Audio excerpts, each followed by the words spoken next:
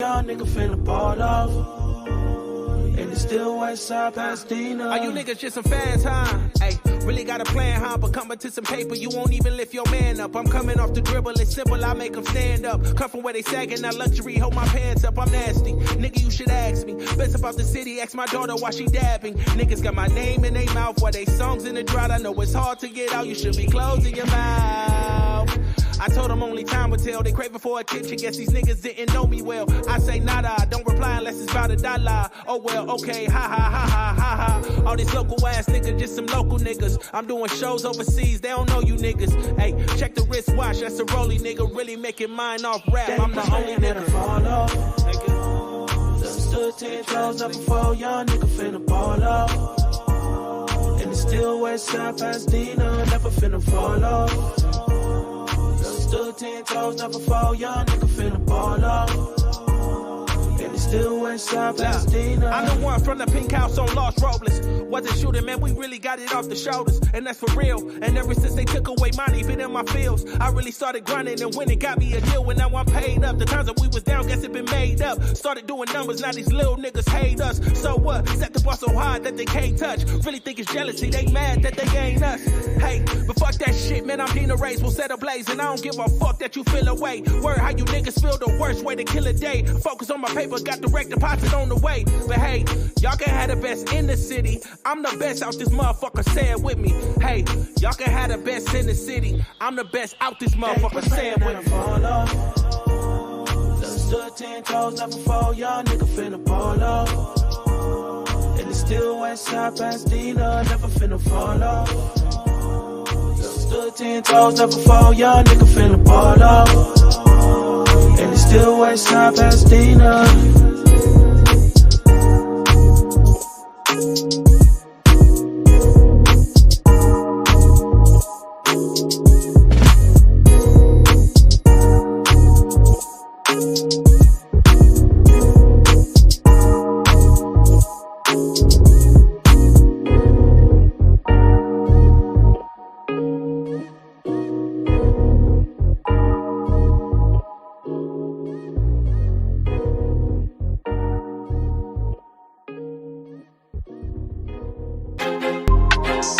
I feel like I'm losing my mind. Is everybody in the world blind? Please, Lord, give me a sign, a sign.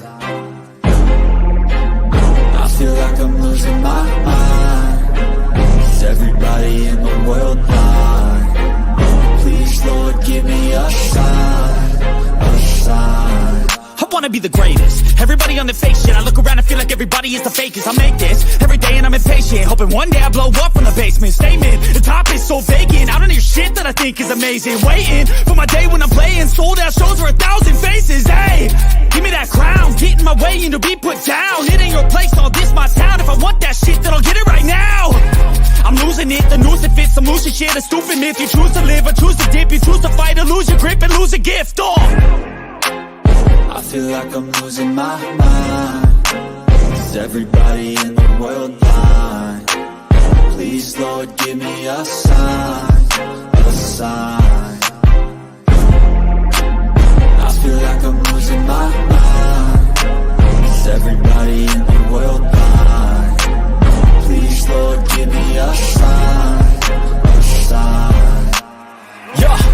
There's no mercy in this world, just hunger-thirsty persons in different versions. Each new update, that shit worsens. Why? Pull back the curtain and you'll see the different vermin. We all have different burdens that all seem to cause disturbance. Yo, so do me a favor, don't treat me like a neighbor. Don't need the different flavors of your problems just to savor. I've got my own issues, I need a comb to get through. Don't need to groan with you, just go get your own tissue. I feel like I'm losing my mind. Is everybody in the world blind? Welcome back, ladies and gentlemen, to another edition of Black Man Unfiltered's Barbershop. We in this thing one more time, ready to cook it as we do all the time. Ladies and gentlemen, I want to go ahead and welcome everybody to the stage. I want to go ahead and get the welcomes out of the way. Let's go ahead and get that started. We got Corey Joe in the house. He said the title is sad but true. He said, I'm an old nigga. to my 19-year-old. Shouts out. Oh, we got marriage, politics, and sport. R-Pain said, y'all ain't finna get him. R-Pain, we're gonna talk about it in a minute. I'm gonna bring you up, man. I ain't gonna let them persecute you tonight, man. It's all good. Next, we got Take Heed in the house. Listen, y'all, if y'all ain't signed up and you ain't subscribed to Take Heed show, you ain't doing nothing. You missing out. Every morning she is cooking breakfast every day. So make sure you get an opportunity to go over there and subscribe to her channel. Y'all will surely and dearly love it and you'll like it. And then we got Embrace the Grace in the house. So we also got Hunting Wisdom. Thank you so much for showing up. Who else we got in the house? We got Boss Man in the building. Oh, yes, we got Lana S in the building. How you doing, sugar? How you doing? Good to see you as always. And we have the lovely Melania in the building. So lovely. Always good to see you, darling. How you doing? Then Boss Man in the house. Of course, you know we got Almond Eyes in the building. All right, girl. I see you. Let's go. Let's see who else we got. Lana S. And we got my man Green Beans in the house. As always, thank you so much. Listen, I'm gonna go ahead and bring up my main man R-Pain in the building because he said y'all ain't finna slander him. Hey, Kataya, how you doing, darling? Hey, I appreciate you for coming over to the show, man, and supporting. Appreciate it earlier. Thank you so much. You know, we had a broadcast early before we came on, so you know the party don't stop over here. We're gonna keep rocking it from the early morning to the break of dawn over here. Thank you so much, R-Pain. I'm gonna go ahead and bring you on, ladies and gentlemen. Welcome to the stage, R-Pain in the building. Yes, sir. R-Pain, how you doing today, sir? Oh, I'm doing fine. How are you? I am well, man. I'm well. I just got through doing How's everybody in the chat, a few minutes ago. You know, right. It don't stop over here, man. We always doing something. You know. Yeah. It should be interesting tonight, man. Nice barbershop. Yeah. What'd you think about the title, man? All right, man. You know I don't like the title, man. I said, listen, why? I said, why did they invite me? I mean, you know what I'm saying? You know, the title says, why invite R-Pain here? You know what I'm saying? Why? They gonna sit and try to beat up. I ain't gonna let them beat up on you too bad. Listen, you know I ain't worried about that. But I'm not letting my blood pressure go higher than maybe 8. I'm not going to 10. That's about it. Don't let them do it to you. And don't worry about it. I ain't worried about it. You know, because like I said, the title is wrong. If they would have said dating, great. But relationships, these fucking guys don't know a goddamn thing about relationships. Nothing. You know what, R-Pain? There used to be a time, man, where folks used to be like, you got to respect your elders. I think these young cats, man, they getting out of line, man. Yeah, that's all right. I'm here to bring out the paddle. You bring out the paddle, man. You're gonna warm them up real good. The paddle and the razor strap. Indeed. Black man, you still alive over there, man. What happened to for beauty, man? What happened to that, man? Y'all just gonna throw R-Pain in the bus, man. Show that man some respect. You know what I'm saying? Hey, don't make R-Pain come up and pull his belt off. Did you hear what I said? That's right. Ladies and gentlemen, we would like to welcome you to the Black Man Unfiltered Barbershop Show tonight.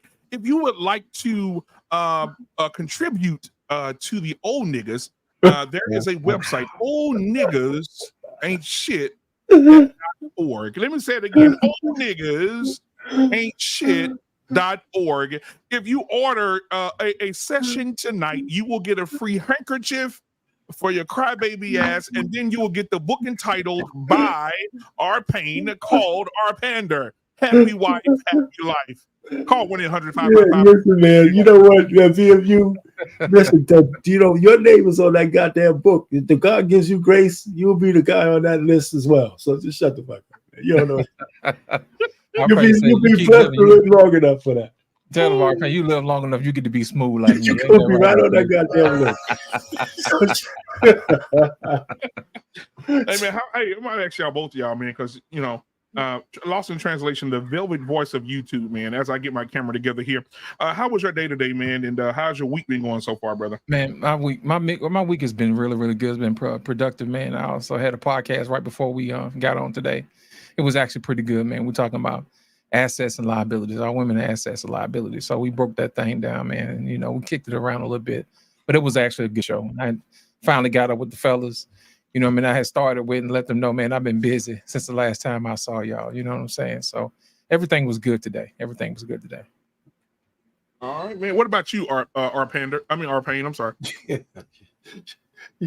You know what, man? And, you know, you got my email, man. We're all set up for Monday, man. We should have a good show. Everything's cool. You You know, so when you check out that email, we'll have a nice show, man. I'm gonna have to invite a lot of people to that panel. It'd be interesting to hear what people say. I'm glad that you're here tonight, Payne.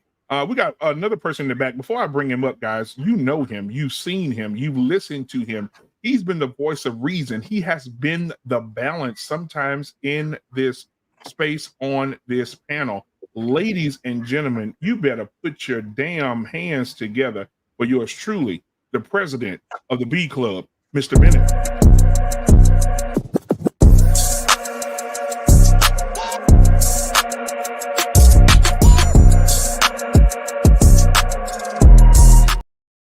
Ladies and gentlemen, Mr. Bennett in the house, in the building. Yes, What's happening, Mr. Bennett? It's all good, sir. It's all good. Things moving. How are along. you, sir? I'm doing well. Good, good. How was your week, man? It was good, you know. Again, a lot of planning. Funeral arrangements for my mom are being crystallized. We got the dates all set up and everything. So we're just, now just trying to land the plane. And Indeed. So things are proceeding. I had a busy work week, and the show must go on. So I take care of myself. I take care of my training, my physical training. I haven't taken time off to mourn or to grieve. I'm just in the process right now, and I'm feeling pretty good. So just trying to staying strong for the family. Good. Just know we praying for you, man. You and your family. Appreciate Okay. it. I feel it too. Appreciate you guys. That's what's up. Now, what you think? Get your damn dog, man. He barking out. I'm on a show. Get the motherfucker. That's your fucking dog. Get your dog, son. Black man, who the hell you yelling at? You gotta turn your mic off. My bad, bro. That's my neighbor's dog. He keep barking and shit. Y'all don't hear that little motherfucker? No, man. We got these good mics, man. You know what I'm saying? We can't hear that. Shit, get your damn dog, man. He over here laughing, drunk ass. Get your dog. Shit. Hilarious. Yeah. I asked my neighbor, is he a Mexican or Mexican? Can you get your dog? Please, sir. That's my brother, though. I love him to death. He need to get the ugly ass dog, though, for real. He barking all in my microphone. You got one of them chihuahuas, one of your quiero Taco Bells. Hey, you remember Yeah, I that remember that commercial. Yeah. When the chihuahua, chances are, because I wear a silly grin the moment you come into you. Oh, man, Mr. Bennett, you know what, though, man? I commend you on your strength, my brother. I really do, man. And I saw pictures of you and your mom and you had posted on social media. It was amazing, man, to see where you guys started and where you guys ended, man. So, man, again, prayers out to you, my brother. I know you're not going to stop and mourn. You're like 89% of the other men in America today. We don't do that. But man, just shout out to you, man, your strength and your strength that you have for your family, brother. Appreciate it. Yeah.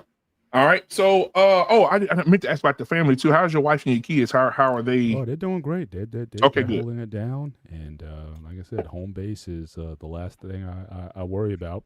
Yeah, and just trying to guide the young ladies, I should say, just got them through adulthood. It's kind of apropos we're having this conversation tonight because I literally just had a convo less than a couple hours ago. So so looking forward to let's get in. All right. Well, ladies and gentlemen, thank you for being here. Hit the like button, hit the subscribe button, share this with someone you love and someone you hate. We started early, but they can come in late. Listen, also, we appreciate each and every one of you for coming and chilling with us every Friday. Men, if you're in the chat tonight, I would love to have you up here because we have Mr. Boomer here tonight, who is standing on business. And he said he's not going to let his blood pressure get to 10. He's going to float around 8. And he ain't holding nothing back on you young niggas tonight. So if you're going to come in, our pain is ready. The link is pinned at the top of the chat. If you're ready, come on, turn your camera on, get up here. Because the young men are saying today that you old niggas can't tell them shit. Because you failed. Yeah. Who failed? The old folks or the young folks? Which one failed now? These 30-year-olds, 20-year-olds, they say you niggas. Our pain said Our parents say he done lapped these young cats, man. You know what, man? DMU is like, I mean, what do you call what he's doing right now? Instigating and shit. Mm-hmm. You know, gaslighting. What the hell is that called? It's called informative journalism. It sounds good though. It should make for interesting conversation tonight. Absolutely. All right, so I want to jump into something real quick, man, and talk about some things that's going on around the world today.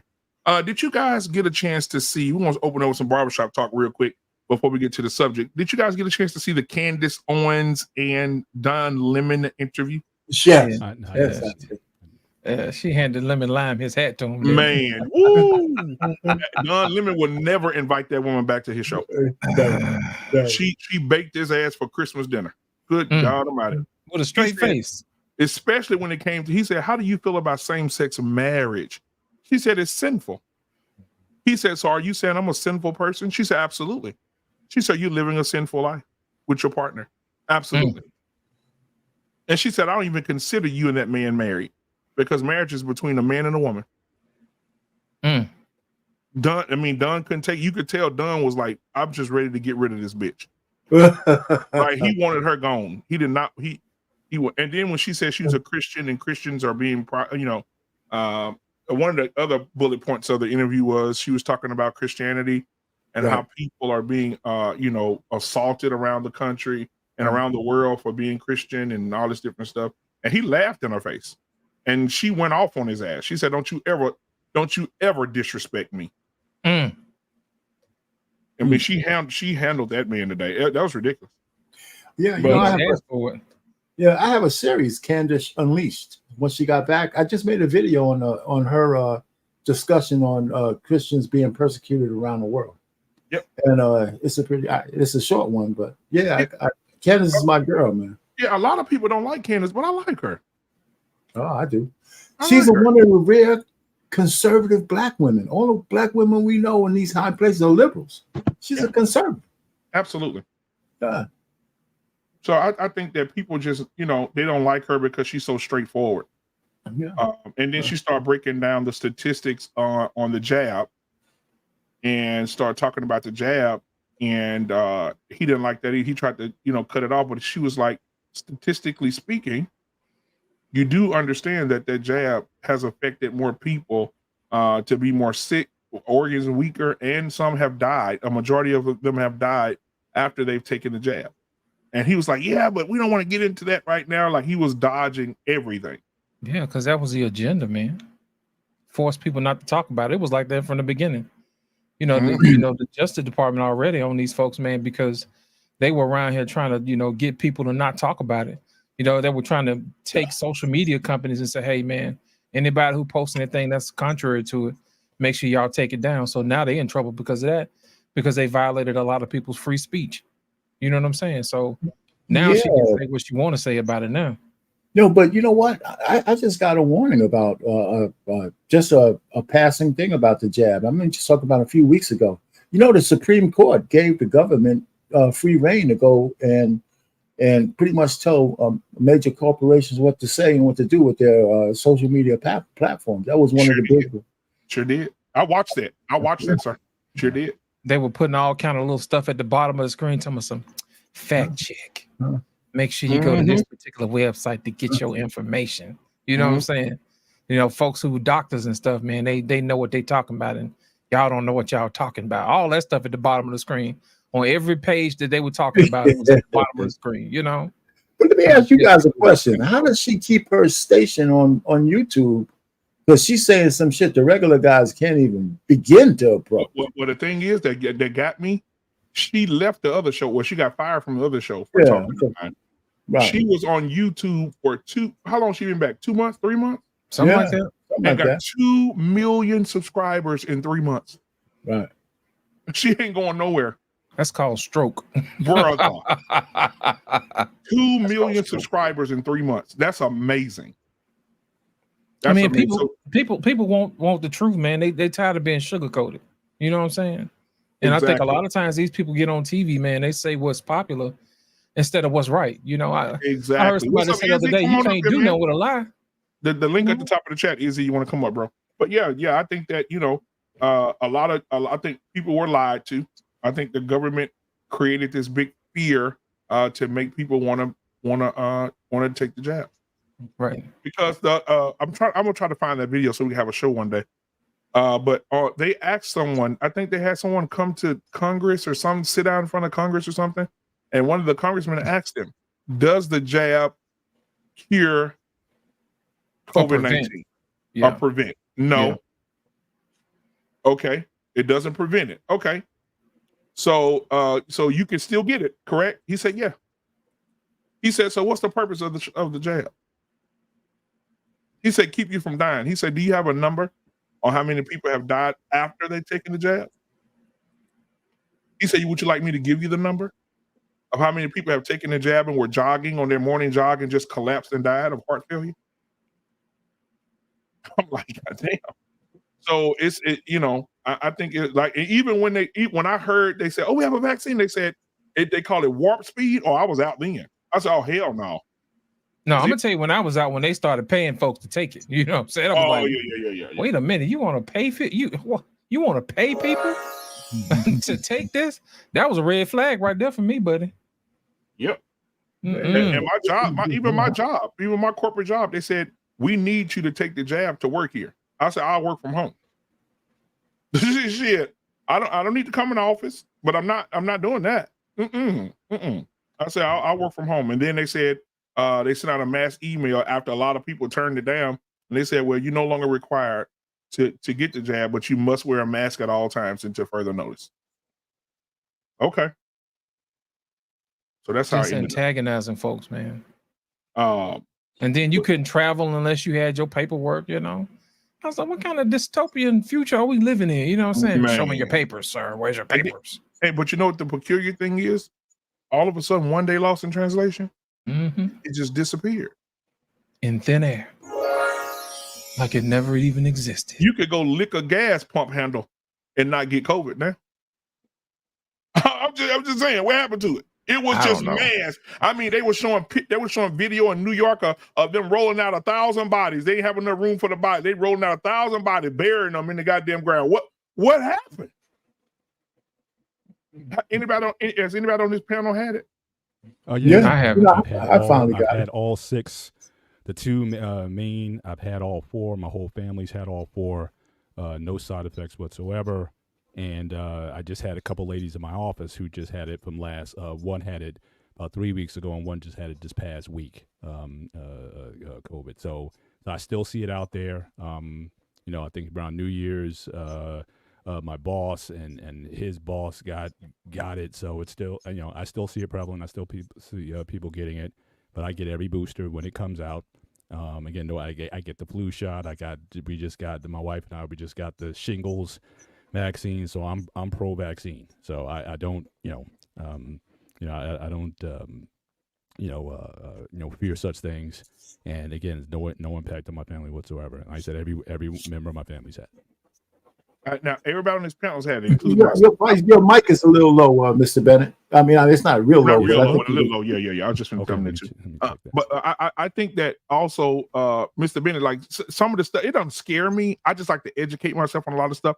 And when I looked, I just saw this, and I have the doctor. I have the video saved. I need to find it, man. We need to have a show about this stuff, like the medical. I'm gonna name it some medical show. We're gonna do it. But there's a doctor who sat in front of Congress again and told them. He said, "Listen, guys." He said, in the 1950s, 1960s, 70s, the diseases that you're seeing the kids come up with now, ADHD, dyslexia, all these different diseases that they have.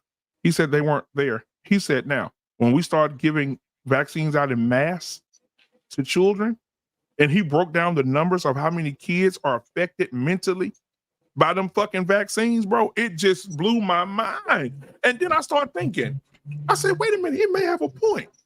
Because kids today, think about lost in translation. When we were growing up, Mr. Bennett and our pain was in the 20s. It's the same thing. But when we were growing up back in the day, like we were smarter. We could catch on to things quicker, right? We could withstand heat and be outside all day and all day long. But these kids now, they go outside in the heat, they dying. You can't leave them in the car. They just soft. Man, it's really bad. Like they I need really to drink a can't stand nothing. You know, like we used to fall and hurt ourselves in sports, get back up and keep playing. These kids right now, they fall, they out for a week. Like they're just, I don't know. I think maybe the doctor has a point. Maybe he has a point. He said the worst thing that ever happened to the world is when they took the godly duties of a mother from a mother and the mother's they gave them a replacement for breast milk. He said breast milk is the best thing for a child for mental and physical development as they grow. I believe that. And he said, imagine not getting any of it and your mom just pouring you Similac with chemicals in it that she don't even know is in it. That's just. Here's my thing. Anissa was like, people have been given. Listen, Anissa said people have been given vaccines. That is true. I concede that. But the thing about it is that it took them a while to come up with a vaccine for polio. You know what I'm saying? It took them a while to come up with a vaccine for the Spanish flu. You know what I'm saying? These folks got a vaccine in less than 3 months. Come on, man. What's really in? Is that sugar water? Is that saline solution? You know what I'm saying? Is it placebo? Hey, but you know what I mean? Anissa, but you know what I don't like? Anissa knows I love her. This is not a jab at Anissa. But you know what I don't like is when we don't read. If we go read and see what the effects, and like I said, I know Mr. Ben is pro-vaccine, so me and Mr. Ben sitting on different sides, right? But think about this: if you go and read some of the studies, that people who they shut up and say, "Listen, you shut your fucking mouth," because the pharmaceutical company need to make its $1 trillion this year. You shut your goddamn mouth, and you go look at some of these effects of these fucking vaccines for kids. Some of these stuff these kids are getting, man, it's amazing to me that they for years they told the parents, your kids need to be vaccinated for school. If they're not vaccinated for school, they can catch something or it can be severe for them. But there are a group of people out there right now, Google them, that they've never, ever had their kids vaccinated and their kids ain't sick. They ain't falling out. Their immune systems are good. They ain't had nothing. There's a group of people right now that don't vaccinate their children. Never have since they were babies. So what's I don't know, Mr. Ben, you want to talk about that? No, there's certainly those who opt out of it. I guess you got to look at, what they call metadata. I mean, look, you're always going to find outliers. You're always going to have people whose immune systems are better than others. But a lot of those folks who choose not to vaccinate, they tend to, homeschool their kids. So again, they're not around the pop. And what I've seen consistently over the years is those who waited later to have their kids in school, their kids got sick later. Because again, when they're young, when they're in preschool, when they're in those lower grades, they're around. That it allows their immune systems to build up. But if you keep your kids isolated, don't allow your kids to go to school until middle school or later, then you get all these different problems later on. So I think that certainly a case could be made for natural immunity. And I think certainly that was like a long-term strategy, but I think with just the number of deaths that was happening, especially in the Northeast, I mean, we still lost over 1 million people. So, without it. So I think it was a rush to do something to slow down the spread. But I think with that, plus people being smarter, doing stuff that they should have been doing anyway. I mean, we didn't realize how people would use the bathroom and not wash their hands. So I think if anything that came out of it, people just did common sense stuff. Yeah, you need to wash your hands, and not for 2 seconds either.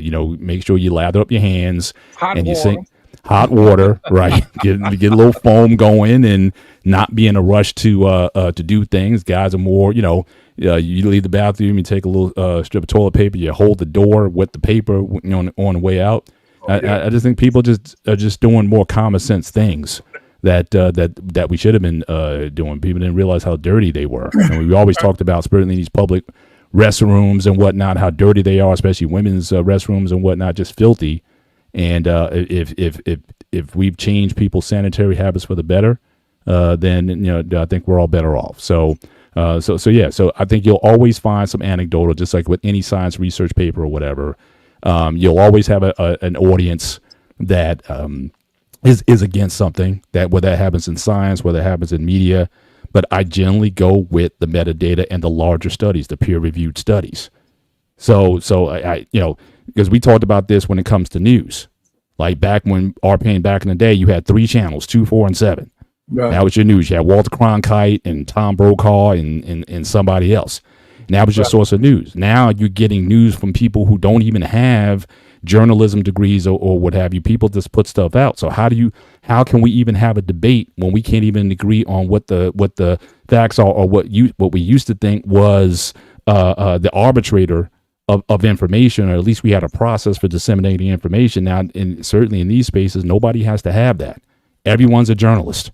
Everyone's a scientist. I mean, when COVID was out, we forget that all those hip hop artists talking about it was spread through 5G, or that if you took steam, just steam water with lemon, that would solve it. Just all these theories that guys would just be coming out who had no credentials whatsoever. I don't know if you guys saw recently the beef between Neil deGrasse Tyson and who's the actor?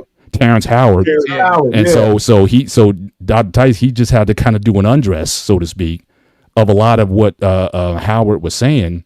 But there's just a lot of people who just think they're smart, or a lot of people who won't, take their theories or their data, their information to a peer review. If your stuff is that good, then would it even qualify for a medical journal, a science journal, or what have you? Or just because you have some notoriety, you just want to put something out there. So I'm not saying that people don't have good intentions or even some good information, but I think that the field is getting so crowded with information that it's harder to make any decisions or discern truth from error, because everybody has an opinion. And nobody did the work to get to that point. So, but Mr. Bennett, let me just say this on this point though. The government had an opportunity to make the whole country a little bit more healthy, because they knew the modalities that made you more susceptible to COVID, being fat, being out of shape, but a lot of other things, high blood pressure, diabetes. And instead of looking at those factors and telling people, not only clean yourself, but take this opportunity while you're sequestered to start to get back in shape, so you have better immunity to this stuff. And the thing about the news media, you're correct. There are a lot of credentialed people. They've lost all credibility. The news media has lost. I mean, you can't trust anything that's being said, because they have biases, and it's clear, right? And then when they start to censor people for having disagreements, whether they're factual, or some of them are factual, where you can have a discussion, you really don't get to hear it. So with everybody in the media now, if you're a discerning person like yourself, you got to go check more of the facts, because everybody's saying everything, right? You know what I'm saying? So that, I don't know if that's a bad thing. But you know what? I'm going to add this too. I think that, me personally, this is just my thought process. I think we believe the government too much. I mean, exactly. The same government that told us about COVID, told us about the vaccine, was the same government that gave the military, that gave the black men syphilis. The same government that studied MK Ultra, the same government that oh man, it's so much shit I can say right now. I don't even know if it's gonna be suitable. When I used to talk about this shit, I used to get kicked off of fucking. Well, make sure you dress it up. yeah. Maybe don't say it at all, man. You know what I'm saying? Put a skirt on that thing, man. It's so much stuff it's so much. What's up, Trey? There's so much stuff that we like. Okay, so let me get the cat real quick, because I'm trying to dress this up. Catellia says, BMU, you're talking about Catellia, you're going to be my info person. So if I call out something, I say something, I'm gonna need you to put it in the chat for me, okay? We need to work on that, because I may need to get you a segment in the shows. All right, so we have to work on it, Catellia, okay? But anyway, she said, BMU, you're talking about Dr. Pierre Corey, who testified in front of the Senate Homeland Security regarding the VAT. Absolutely correct. That's what I was talking about. Thank you. That he said there was no benefit to it at all. And why would I as a person go get a shot that's not going to prevent, that's not going to stop anything? I don't understand. But anyway, the government has been wrong a whole bunch of times. They've done a whole bunch of shit that was just questionable. And I just don't understand. I don't understand how we could just be so trustworthy of them when the same government that pumped the drugs into the community, right? Same. That's the same government, all right? CIA, all the motherfucker pump. Where the drugs come from? How are 14-year-old black boys carrying around guns that they can't afford.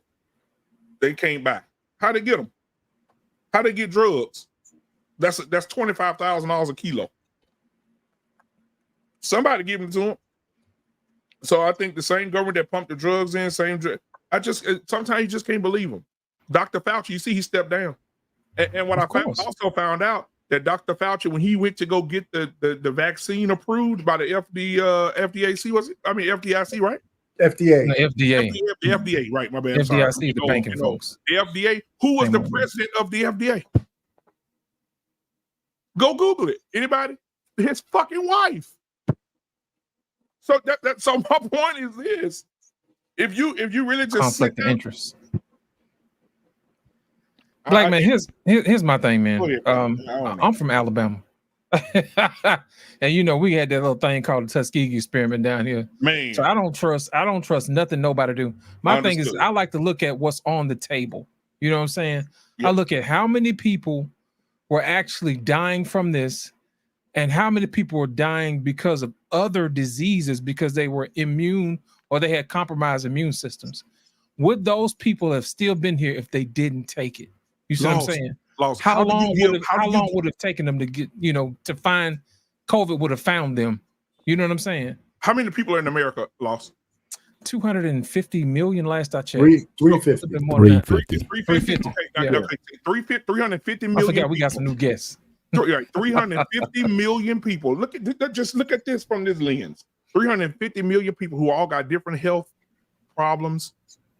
Some are extremely healthy, some are poor health, high blood pressure, diabetes, so on and so forth. Right? We lead the world in all those fucking diseases anyway. Heart disease, all this fucking shit. How is it that one vaccine is good for everybody? It's good. It ain't gonna cause no side effect. Anybody? Well, 350 million fucking people. The vaccine is for 350 million people. It ain't gonna affect nobody. It ain't gonna kill nobody. It ain't gonna slow nobody's heart down, drop their blood pressure, nothing. Everybody getting the same goddamn vaccine. That's not how vaccines work. How vaccines work is they look for a specific acid. Marker. Yeah, specific marker. And what they do is they use that marker to attach itself to that particular protein to basically render it inert. You know what I'm saying? To keep it from replicating. That's how vaccines work. But my thing is this: how was it that they were able to come up with a vaccine that quick and then mass produce it? You know what I'm saying? I know we good at certain things, but my thing is, to me, it seems like America can move fast on what they really want to do. True. You know what I'm saying? They move fast on this vaccine. They move fast on this TikTok, but for some strange reason, we can't get our homeless veterans off the street. You know what I'm saying? You talk, boy. You know, we can't get our kids better schools. You know what I mean? That type of thing. We can't really take care of our homeless situation, but we can find money to send over to overseas. You know, we can find money to do stuff like that. You know, we can't find money for reparations, but we can come up with a vaccine just like that. You know what I mean? So my thing is this: I'm really leaning toward, telling people, man, just pay attention to what's going on.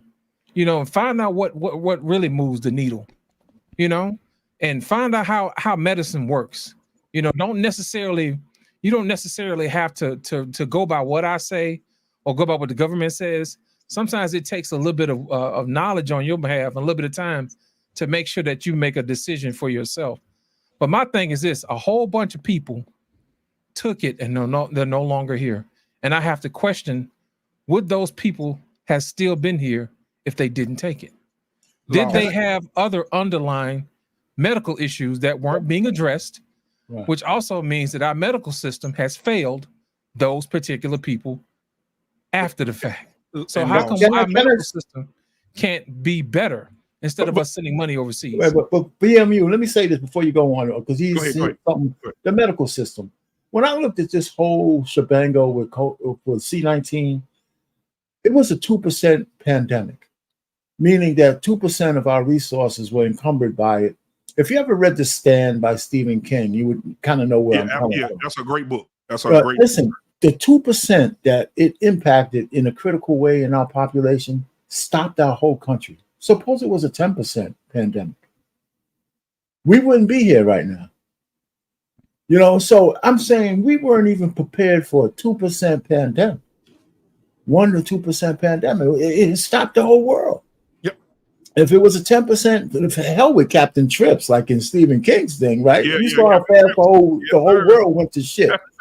That's you know what I'm saying? Did you get to watch the series, R-Pain? Did you watch the series? I saw it all. Yeah, I'm a big Stephen King guy. So I am too. And but that's it. But so that's the thing that scared me the most about how unprepared we were. And the thing is, because we have a for-profit medical system, there's no inventory costs money. Extra beds, extra generator, or ventilators, extra this, extra that, extra people.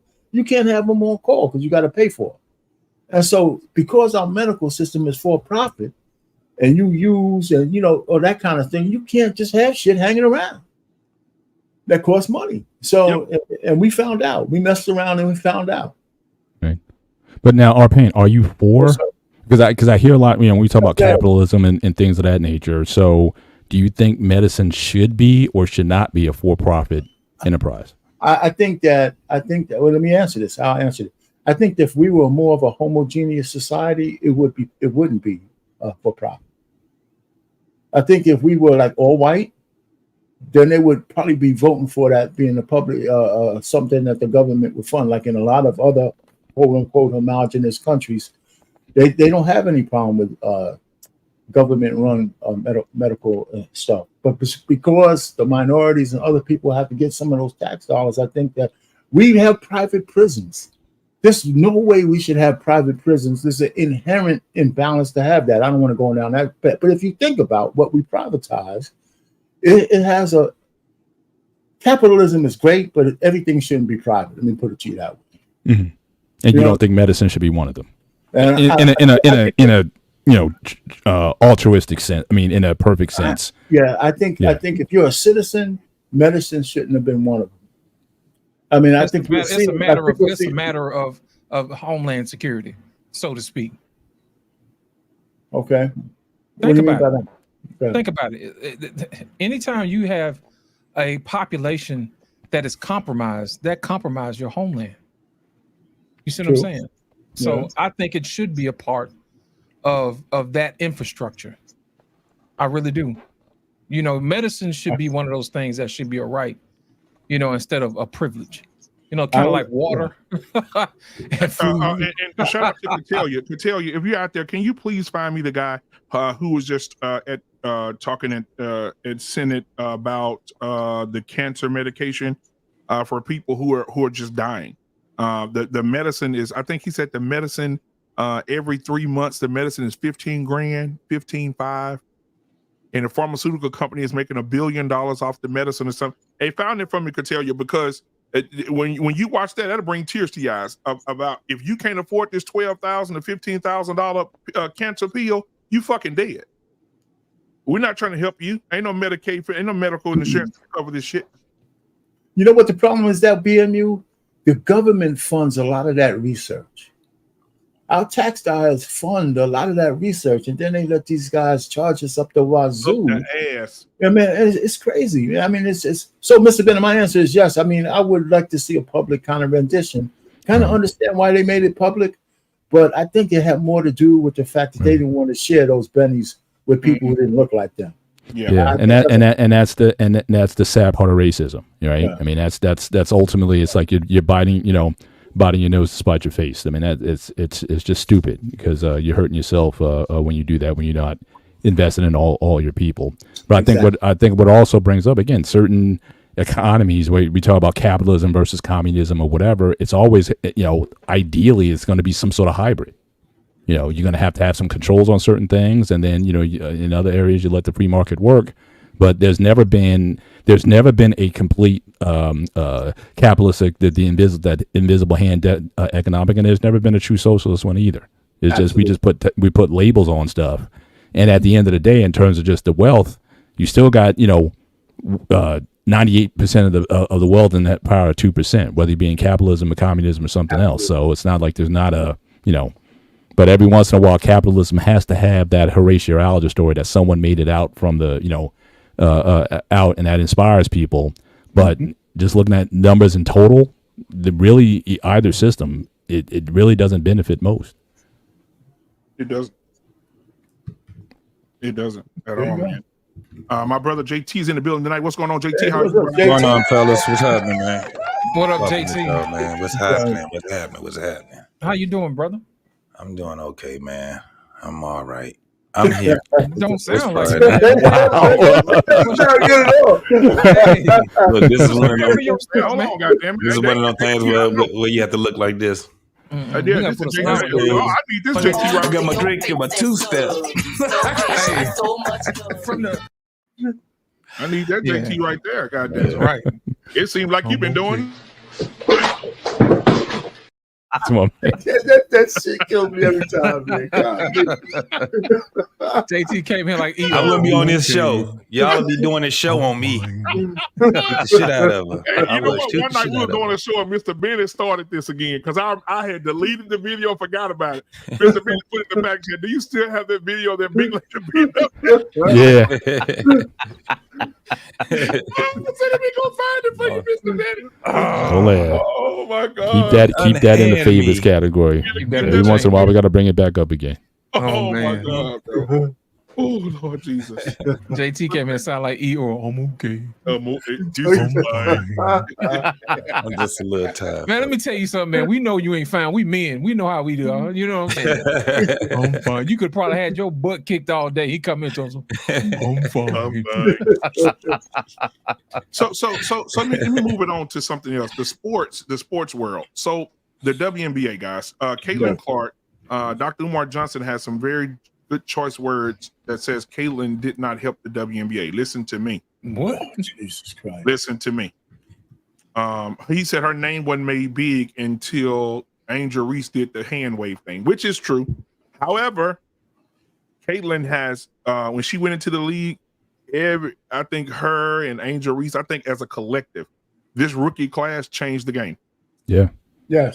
Because I'm telling you, because if you go look at Angel Reese's page, bro, every day she posting some sex ass picture, her in a bikini laying on the beach. She got it. I mean, she run up and down the court with sex ass practice gear on and shit. And men, they loving it. You know, they loving it. And half these, it's another girl too. I forgot her name, boy.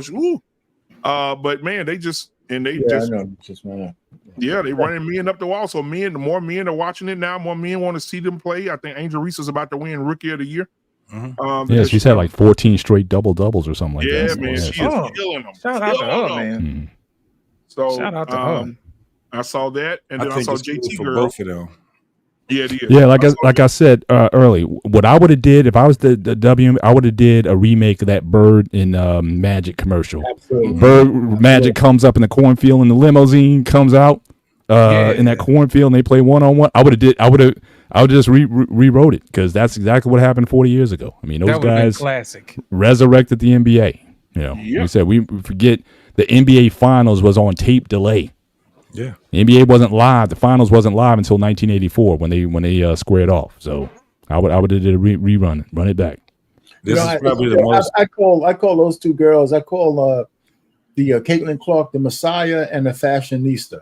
Those two women have really infused a lot of life into it. Even if Caitlin brought a lot more people, but Angel Reese has shown that hey, listen, the Rookie of the Year shit is up for grabs. Yeah. It is. She got it, though. She For gonna real. get it. She gonna get it. Don't nobody want to see. And she's changing the image of the league in that again. that's Let's face it, it's mostly a Bull dagger league. You had to say it for Mr. So- Bennett. Say it for Mr. Bennett. You can't say it. A whole bunch of bull daggers. That's So I mean, if she's gonna now, I don't know if she's dating anybody currently or whatever, but the link is in the top of the chat. Hank, come on up, brother. But I don't know if she's dating anyone right now, but yeah, I mean that in and of itself changed the perception. I mean, Serena, she changed it in tennis.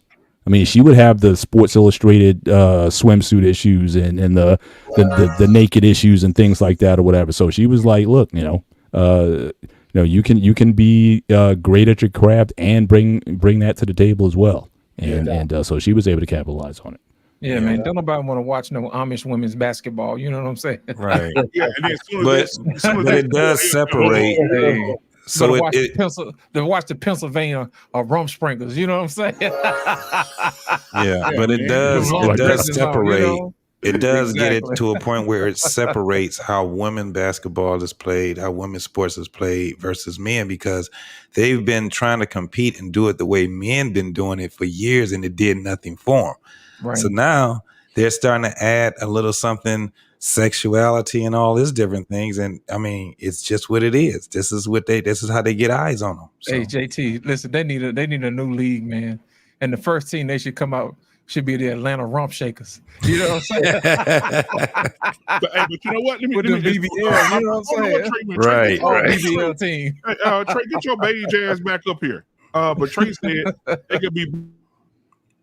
They could be butt naked and still born as fuck. I went to a game. I took my daughter to one. It was 33 people in that bitch.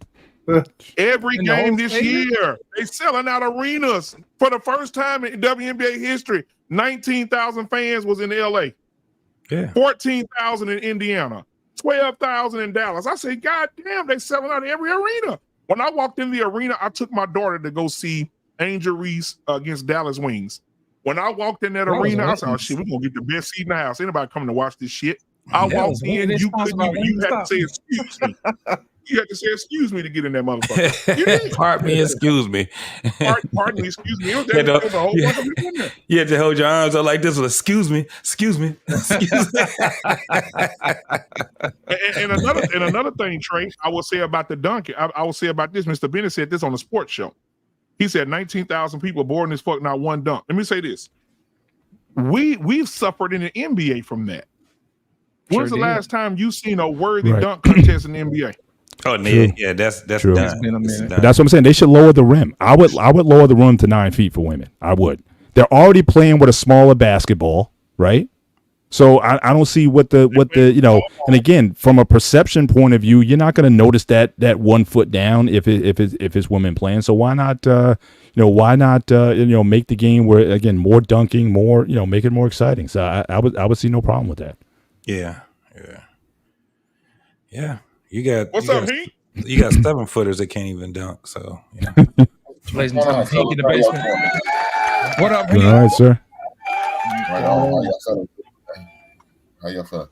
What's going on? You're doing good, man. Doing good. Good. Hey, Heat, what's your thoughts on the WNBA, man? Well, yeah. I don't watch. I mean, Heat, I'm gonna be honest, I ain't watched that bullshit. Yeah, even with the proper ways, I mean, and it's better for the league, and I still don't. I still haven't watched a whole game. I watched a couple games. I mean, a couple, quarters. But to sit and watch a whole game, I can't do it, man. Hey, I've been watching the Big Three and been more entertained. So watching them OGs, playing. So yeah, that's pretty dope for that. Do you watch the college game? Or do you watch South Carolina when they play or the tournament? Did you watch a lot of the tournament games this year? I watch women's basketball. Now, I'm not saying I don't watch women's basketball because I watched the college game. Yeah, I watched the South Carolina. I watched the Iowa. I watched when LSU and Iowa played and for the Elite Eight. I watched that game. The WNBA, yeah, I expect more and better.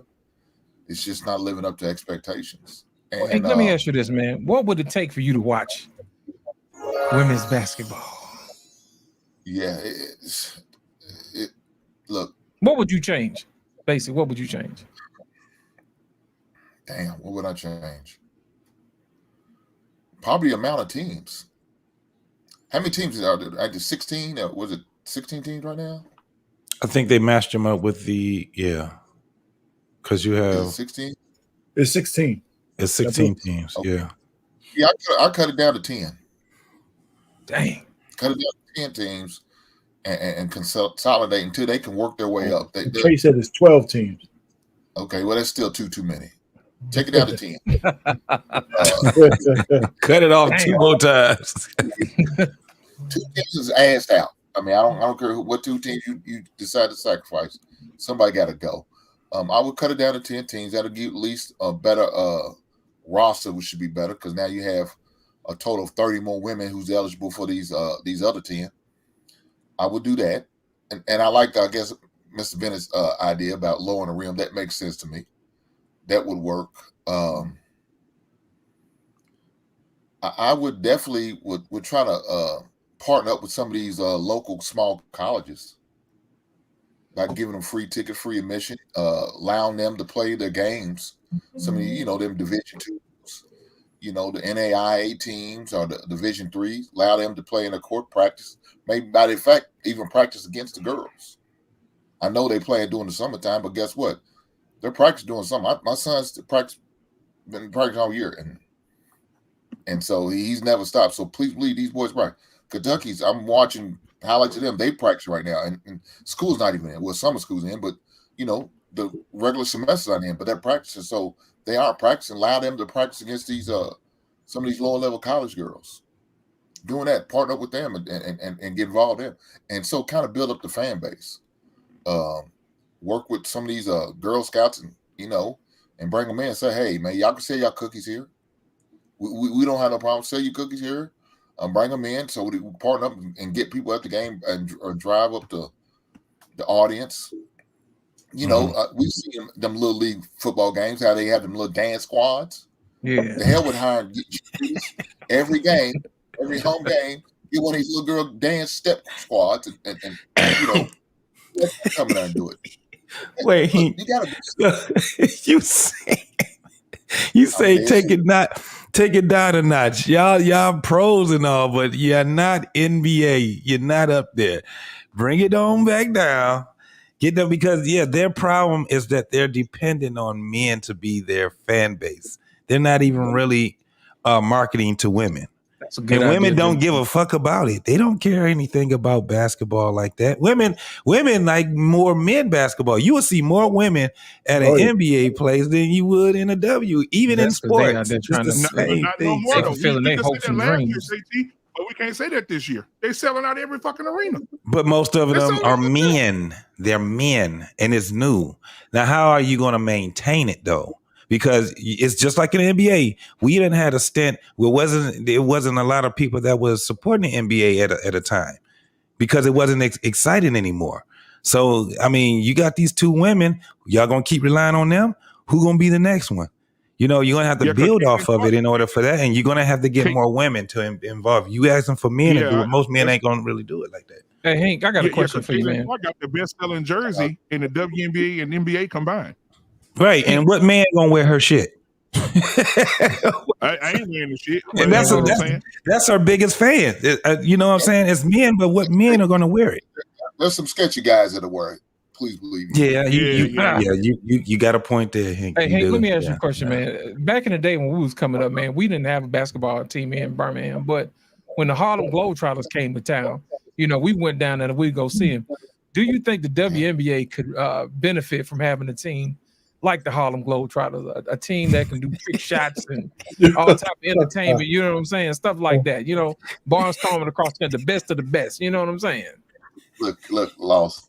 The women could benefit if they could consistently make free throws and layups. Them heifers missing layups, man. I'm like, God damn. Yeah, they blowing cribs, man. How you airballing layups like this? So no curling needed for the women. And they 6'7". No metal log limit for the women. You know what I'm saying? Oh, hell no. I expect elementary kids to miss layups. Yeah. Not no WNBA player like that to be missing layups and airballing layups. By themselves, Hank. All alone. Girl, 6'7". Her defender is 5'10". You shouldn't be missing anything. You're right up under. It's definitely.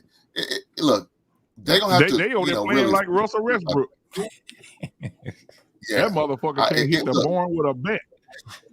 If they flip the script, man, and get some of the ideas that I think we're coming up with, I think they could be successful. Look, they're going to make a profit this year. This is going to be the first year they ever make it. So shout out to them for doing that. Hopefully, like you said, I think Black Man, you said, hopefully they can maintain it. That's going to have to be. You have to be consistent. It can't be 1 year. The next year we back in the red. Well, man, it's the Bull. They're gonna make a profit. It's the Bull Daggers. The Bull Daggers made the team bad. That's what it was. Shout out to the Bull Daggers. Well, what information says that they're gonna make a profit? The last thing I heard they were gonna lose. That they're gonna lose $50 million. Right. You said they're gonna lose $15 million? 50 50. million. They're on track to lose 50 million. No, they making money this year. That's the only track to lose 10 this year. You know what I'm saying? They making a little money this year, but they still gonna lose 10 million. Look, man. The thing. One of these things they have to get over themselves. They probably should have put your girl Caitlin Clark on the Olympic team. Now nobody says she has to start.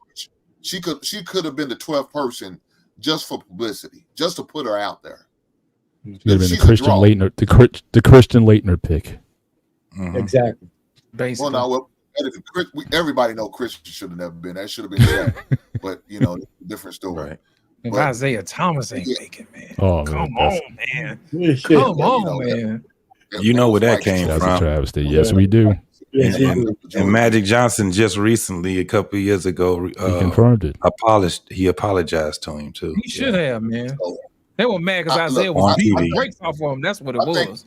Whenever they get an opportunity to put them two girls out in the forefront, like you said with Angel Reese and Caitlin Clark. I mean, you got to. Whether you want to put them on the Olympic team, make sure. Well, they already. I think they both did make the All-Star team, right? That's they right. Both made the All-Star team. And they played the Olympic team. No, that's what they're playing.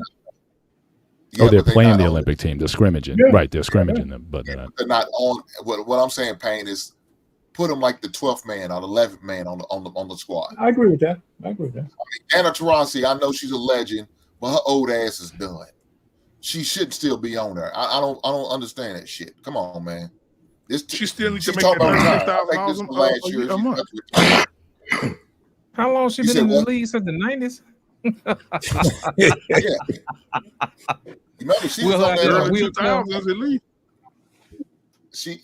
I think in the late 90s. Well, the league came about in 99, so I mean it had to be in 2001 or 2. So look, 2000. She's been playing pro ball for a while, man. Whether it's the WNBA or overseas, she's been playing pro ball for a minute, man. Taurasi, she's done. I think it's her last year in WNBA. I don't understand why they gave her last hurrah like they did. You remember when they did with Magic and Larry Bird, putting them on the Olympic team? They should have been on the team. We understand why they got on there for nostalgia reason, but they really shouldn't have been on there. That should have been Isaiah Thomas and Shaq for sure. But it is what it is. They doing that Dana Taurasi the same way. They shouldn't have. That should be your girl Angel Reese and Creighton Clark spot, and allow them to generate more, publicity and have people talk about them too as much as possible. Because right now they the two young guns that's going to carry the WNBA, I think, for the next few years. But I do like your Wilson though. She's kind of sexy. I don't know if she's into men though, but she's still sexy. Yeah, Asia Wilson. I think is her name Asia Wilson? AJ Wilson? Yeah, something like that. Asia Wilson. Kind of hard to tell these days, man. Yeah, I don't know. If she into me or she into Asia Wilson is sexy.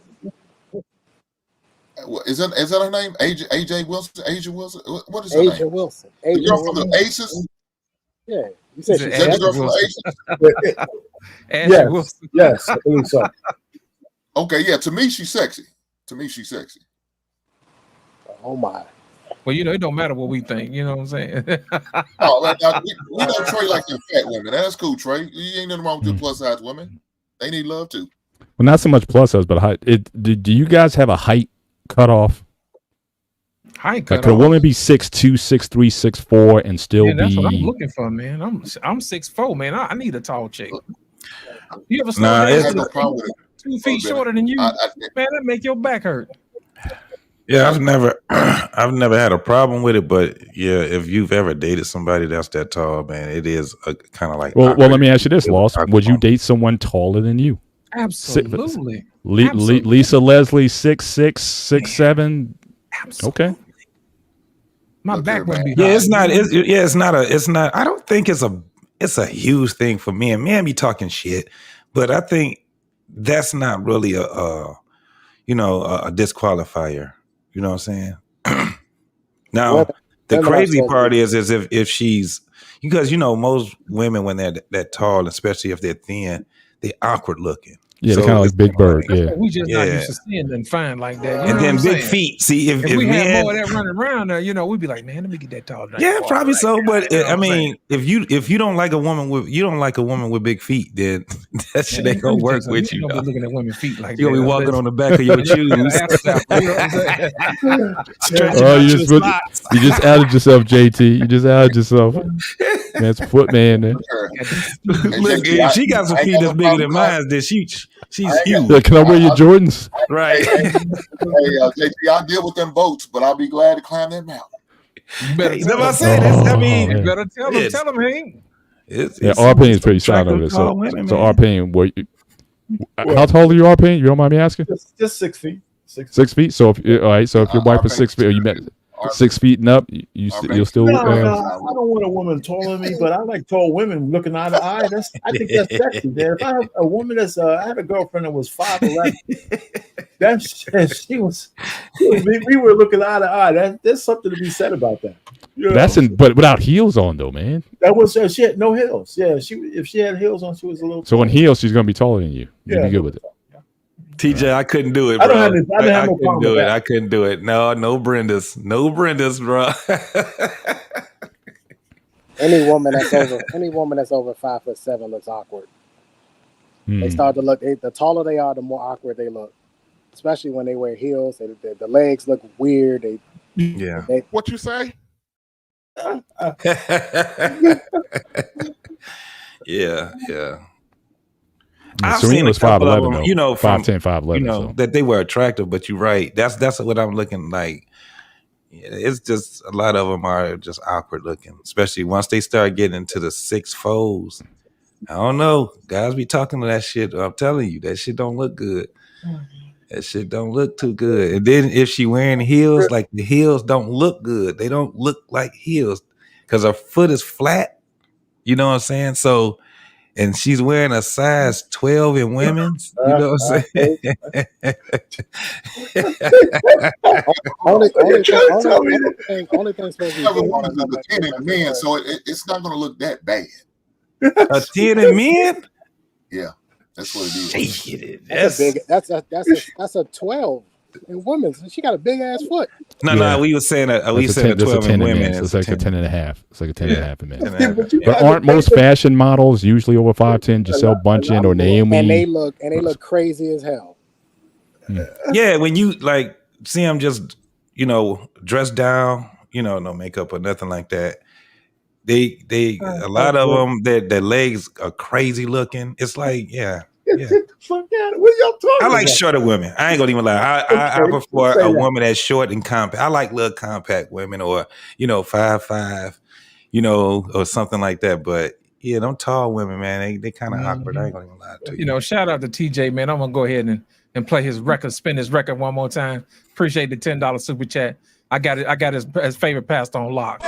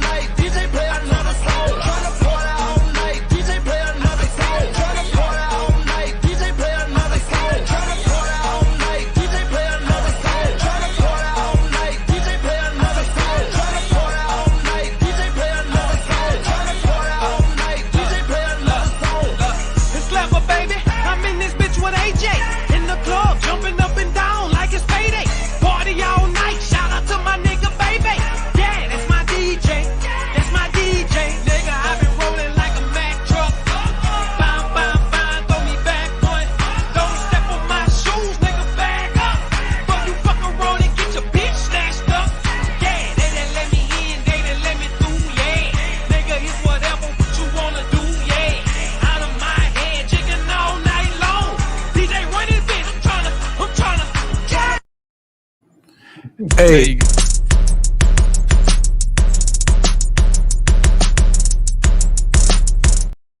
Five two. Stinking dang. That's a stank. Wait a minute. Hey, did anybody see close to the end that old lady that was over there telling the picture, the preacher? She was like, "I."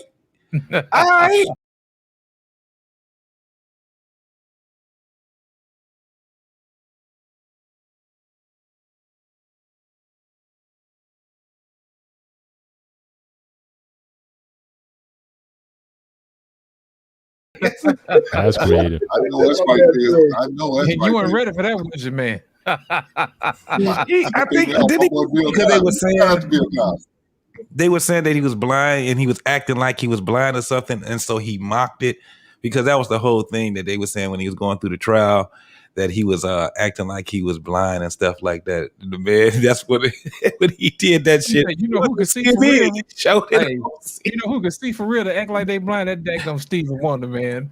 Stevie, well, I promise you, Stevie Wonder can see. He done. Stevie Wonder ain't got no eyes. Hey, women out there blowing Stevie kisses to Stevie Thomason. Like, wait a minute now. How did he know? You know what I'm saying? Come on, man. You talk about somebody, yeah. Stevie, they had that one when Stevie was in that car and he drove off. That shit was funny as hell. That shit was funny as hell. That is hilarious. Oh man. Yeah, well. He was like, I ain't never seen nothing like that before. Yeah, we got that on tap. That's for $10 and up. You know what I'm saying? That's why I'm paying customers. Yeah, man. Most definitely. Hilarious. You know what? We finna get into the topic, man. Our pain, they tried to come for you, man. They tried to come for you, man. They said you old folks don't know what you're talking about, man. What you got to say about that, man?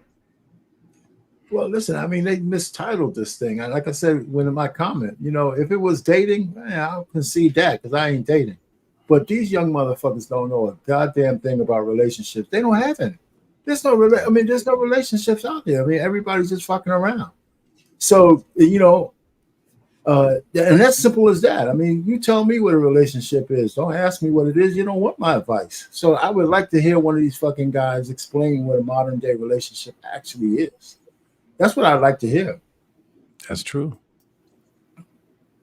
My pain, they say y'all don't know what y'all talking about, man. Well, yeah. About dating, yeah, maybe. But about relationships, not in this environment.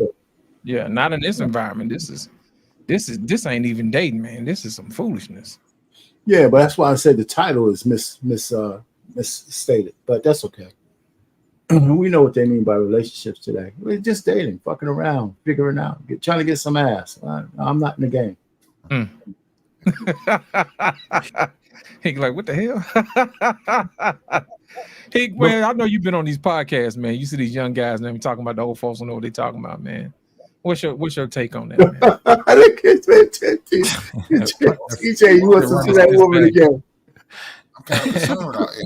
Am I under the old guy umbrella now? God damn. I don't know, man. Hell yeah, you the same age as me. What you talking about? You done bring your ass over here. Hey, you need to bring that with the bridge the gap, man. I guess I better accept my OG cap, huh? Yeah, get your OG man. Cap. Yes, you know, sir. it's kind of funny. We talking about this, and it's because you know some of these young cats, they don't want to listen. They want to do what they want to do. But let them. Let the young cats live, man. They will learn. You'll live and learn. And sometimes as men, we got to bump our heads. Sometimes we got to take them hands to learn them lessons. Look, I'm gonna talk to a person who's willing to listen. But I not only they got to be willing to listen, they got to be willing to put their work in. I got to see them actually put their work in. Hear about them putting their work in. I'm not gonna just waste my breath on cats that really don't want to listen. If you're willing to listen, I'm ready to educate and teach you. But if you're not, then so be it. So young, like I said, most cats just need to learn the hard way, I guess. Go ahead, bro. I'm sorry. Let me ask you a question. Do you think they just want somebody to hand them a woman? You know what I'm saying? Because back in the day, we used to have to work for hours. You know what I'm saying? It's like you old guys been lying to us. We've been trying to use that old simp language y'all been giving us, and these women out here laughing at us. You know what I'm saying? They want us to throw a bad bitch in every pot. You know what I'm saying? What you got to say? You my mans, then give me a bitch. They wait for old heads like all pain to give one of his daughters up so they could just just do it that way. I don't know. Like you said, you might have some truth behind what you just said. They probably looking for you just a hand. Hey man, here's this nice young lady. Come on over. Here she is right here. You got to do all the work. I'm like, dude, why am I getting her name and number? Why can't you do this? Why? You know, they always looking to be something handed to. They don't want to go out there and work for it like they used. Like you said, we used to. We used to have to struggle. Right. We had to go out there and struggle, take some L's, get embarrassed, sometimes shame. You know what I'm saying? Depending on the situation. Right. Some of these cats, they want it a little differently. So, hey, look, let them learn. Now, you know, if I see somebody take an L like that, I'm gonna come out. Hey man, how did that work for you? Did it work well? Or did you get what you No, that looking shit for? you told me didn't work. Yeah. I'm a, you know, mark him a little bit, give him a little nugget. Yeah, it didn't work the way you thought it did. Okay, let me help you out, young blood. Come on, get some of this game. Come on to the basement. Yeah, wouldn't it have to be? It literally has to be more of a hands-on type of thing. You know what I'm saying? Like, you know, on YouTube and all of that shit. I mean, the only thing we can do is talk about it, right? And we can delineate from, you know, this traditional and moderate and all these different things. But when it gets, I think where it gets lost at is that there's no real clear and concise definition of either of them, right? When you talk about relationships. And so once you start having young dudes come up and they're starting to be a complaint, you old niggas don't know shit. It's like, but where are you getting it from? Is there dudes in your space where you guys are actually, you know what I'm saying, showing and proving? Where's they getting it from? Because the only thing I think they're getting it from is just on, you know, social media.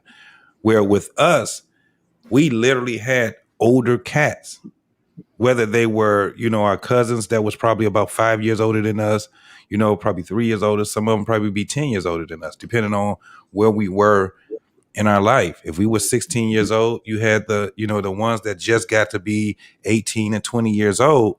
They are out there looking and you're having a conversation with them. One of the biggest things that we used to have as men, even with your peers, if you could not muster up the courage to talk to a woman, you couldn't hang with them dudes. It was just that simple. If we was going out and look, old girl gonna have some friends there, man. If you ain't trying to get on no honeys over here, bro, you could stay at home. Cause that sitting in the corner shit and all that, nope, you can't hang with us. And that was just what it was.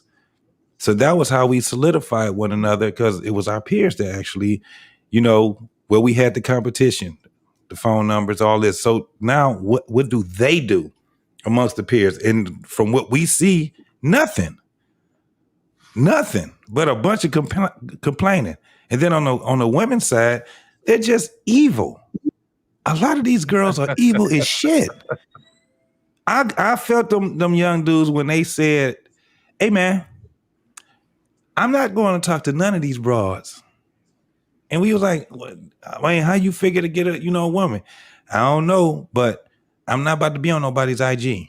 And I'm like, they really do that shit? You would think it's a skit or something, but they were saying, no, they really do that. So, I don't know.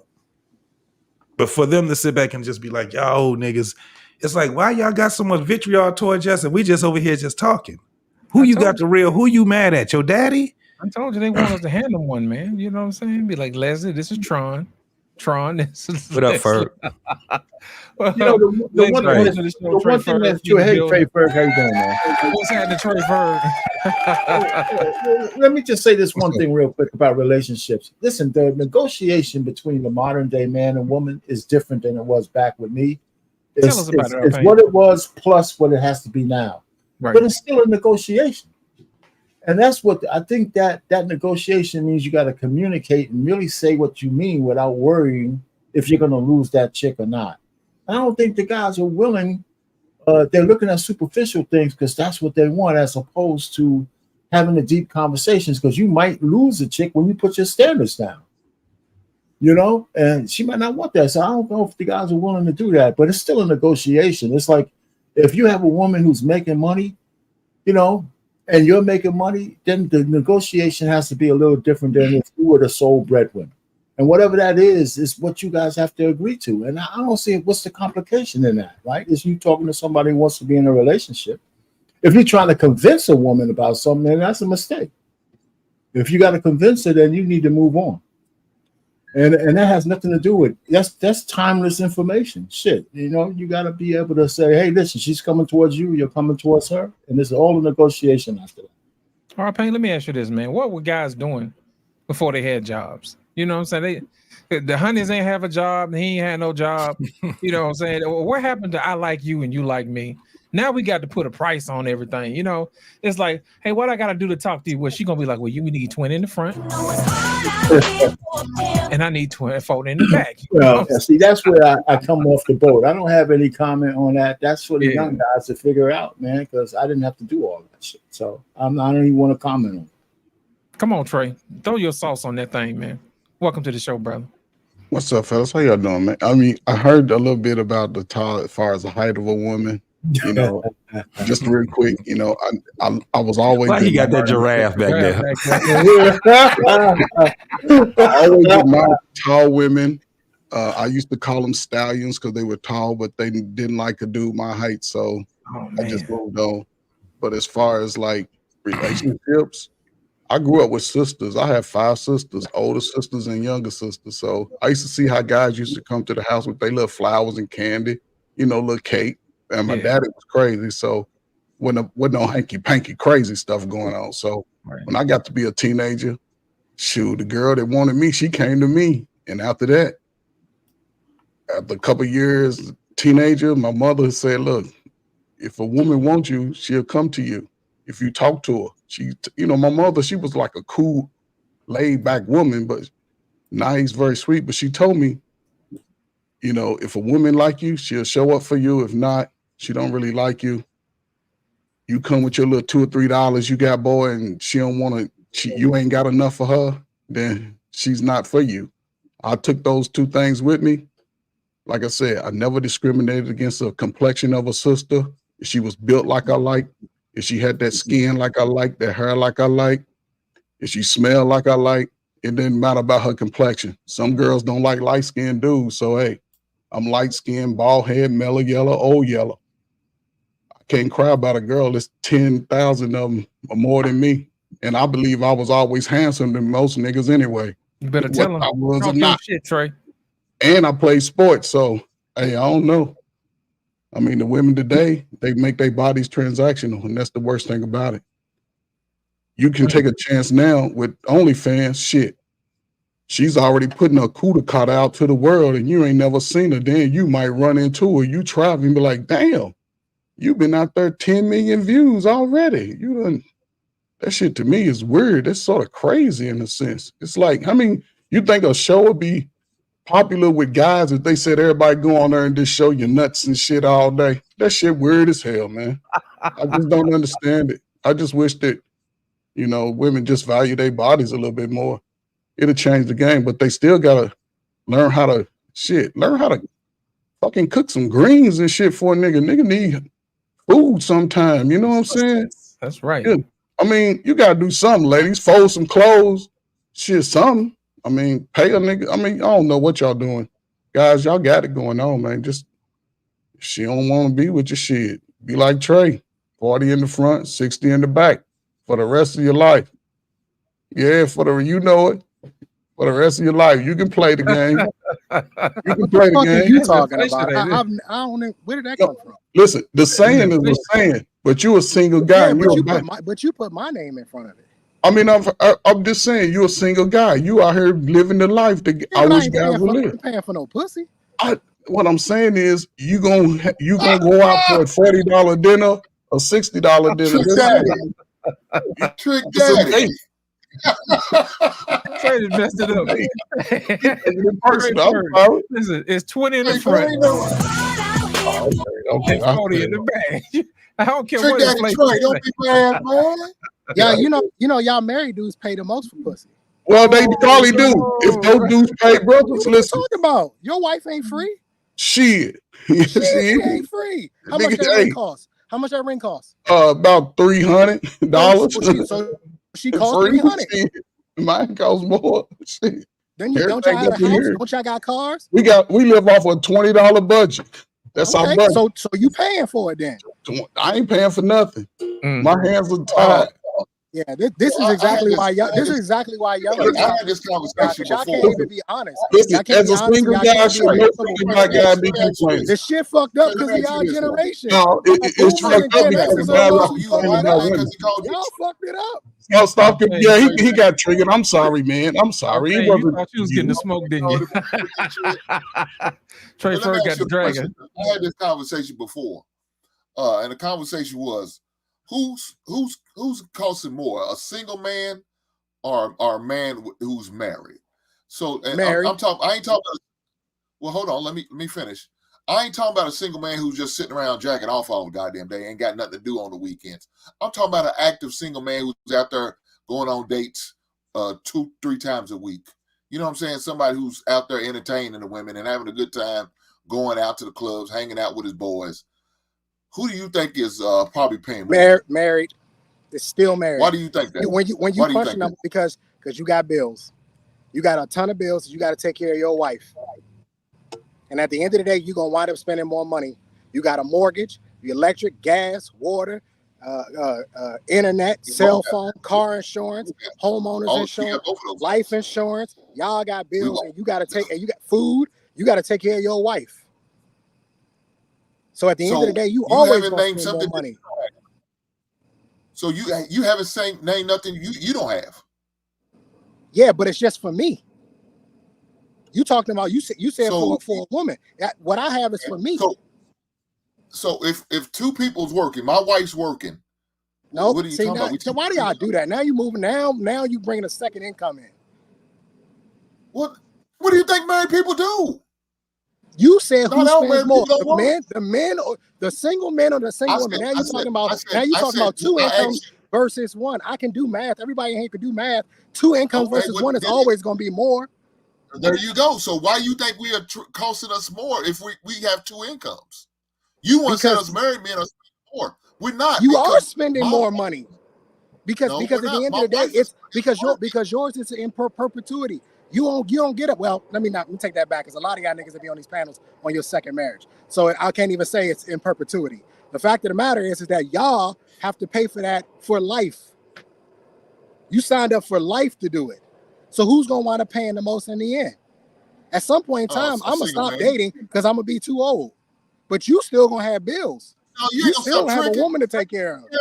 Wait, we already established he's a trick, so you ain't gonna be stopped tricking. Straight, don't do that. Listen, I'm not sticking around for the bullshit. If y'all want to have a conversation, we can have a conversation. But I'm not sticking around for that bullshit.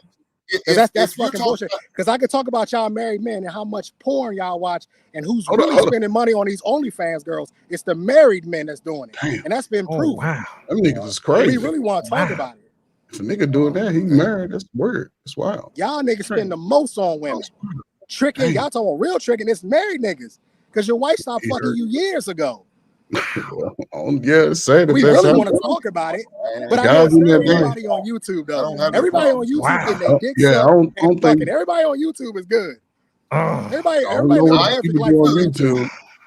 But I ain't paying for OnlyFans. The two. I know, because you're perfect. Everybody's perfect. You ain't doing nothing wrong. Your lady fucking you every night. I know. Everybody's perfect on YouTube. Everybody is. Oh, not every night. Yeah. Mr. Bennett, save us, man. Is it true? Because he's worried about that money he's spending. That's what Mr. Bennett worried about. All that money he's spending because he's married. Well, again, just even the time. I mean, relationships, man. I acknowledge it's a different game. So, me trying to give relationship advice, I generally tend not to.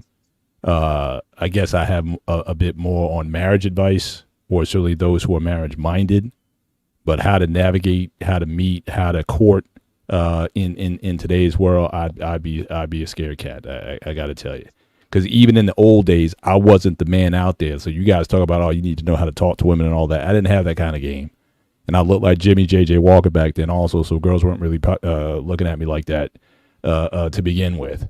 So I had to do some work. In terms of, building myself up financially, body-wise, all those kind of things to even have a chance to, sort of be in the game. But, in today's, world with the swipe left and swipe right, that's harder. So I don't per se go around telling people how to date. But if you guys are going to be serious about trying to do something long term, then maybe I would say come see me then. But how these people hook up today, I try to stay out of it. And as far as just in general, when it comes to wisdom or anything else, all that is just a tool, is just another arrow in the satchel. The way I look at it. So I'll give you what I think. You take it with everything, all the other. It's just information. You take it in with all other information, and then you make a decision. So, like I was saying earlier, I had a conversation with my daughter tonight about her medical school essay and what went in it. Again, I gave her some sound bites. Now, my wife, she still tries to beat it into her. Sometimes I got to pull my wife back. I said, you talk too much. You give your say, and then you pull back. My wife, she'll want to go at it with her for hours, and it's like it's not getting anywhere. So I got to pull her back and say, look, it's done. You said your piece. I said my piece.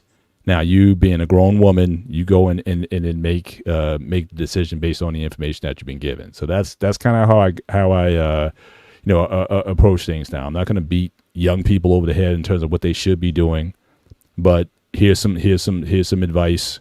You have to still be able to take that information and apply it to your world because you're the one who has to live in it.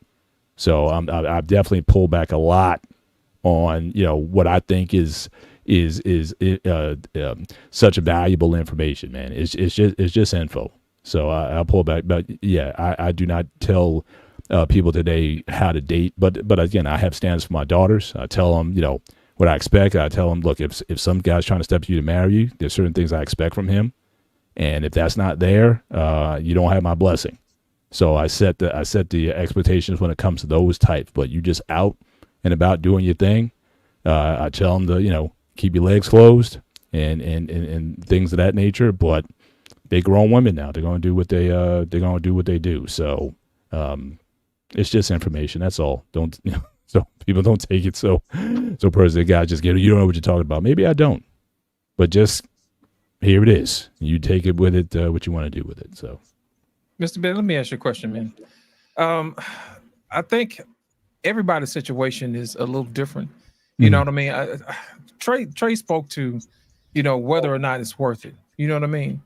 I'm thinking to myself, I'm asking you in our pain, and it's like, if I'm looking to save money on marriage might not be the thing for me, right? But if marriage is something that's totally different for me, then I want you to try to explain to me why is it important for me want to look past what something cost versus what it brings to my life. You know what I'm saying? Because I think a lot of guys look at marriage as a cost benefit analysis. You know what I'm saying? Mm-hmm. Hey, what is it going to cost me to get to this end goal?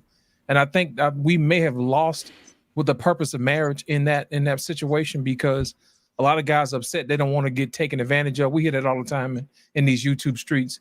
And I think a lot of times they're looking at marriage as if something that's going to save them from spending a whole lot of money in these streets, when marriage is a total different ball game. So could you speak to that a little bit for guys who may look at marriages as if it's going to either make them spend more money or save money versus actually what the purpose of marriage is for in the first place? Yeah, I mean, if you want to do it in a dollars and cents, I think Trey Child, I think he made a lot of salient points when it comes to that. It's definitely not. I mean, like I said, I think the government would do well if they would give married people more tax incentive to get married and stay married.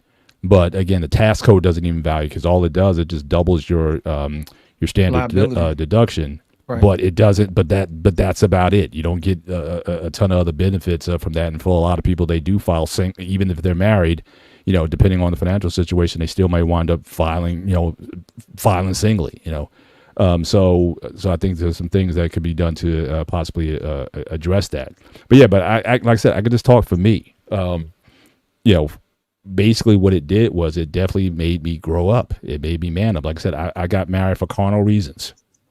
But with that responsibility of being married, it shaped me into a man. I had responsibilities. I had to, be better with money. I had to, consider that I had people dependent on me, my wife and my children. Because my wife, she was home once we had kids. She was home the first 6 years, so they were all dependents on me during that time. And I had to be much wiser with how I moved every decision that I made. It had to be about how does this affect the family. And so now, looking back over, it's still one of the best decisions that I've ever made. I wouldn't trade it for anything. Costs everything included. If we lost money, it was because of maybe a bad decision that I made. But it certainly the marriage didn't cost me in that sense. But in terms of helping me to become a better man, I think marriage. I give marriage, being married, a lot of credit for doing that. Put away a lot of the nonsense and not wasting a ton of time. And now, like I said, especially with my daughters being older now, seeing with my wife where we are now, we're looking at almost empty nesters, but you still be able to talk to them and still again give them the wisdom that you have, the advice that you have. But again, looking at I wouldn't have traded anything, and in everything that led up to it, car accidents, all the stuff that even led up to anything. If anything on that course changed, I wouldn't probably be with my wife right now. And I don't know, I could be one of the guys that Trey was talking about, who's maybe mad on paper but just not happy with it. So again, I just speak for me, when it comes to that. Gotcha.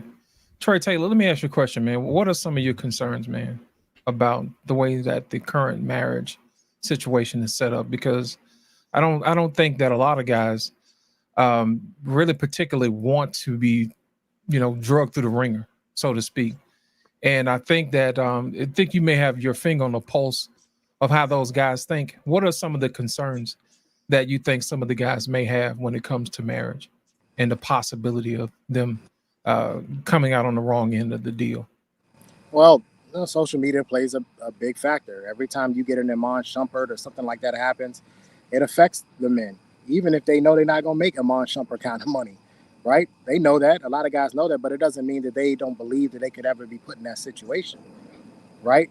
When every time you hear about a child support case that goes horribly wrong, men are paying attention to that. And here's the thing. I've said this before. A lot of men learn by watching other men fail.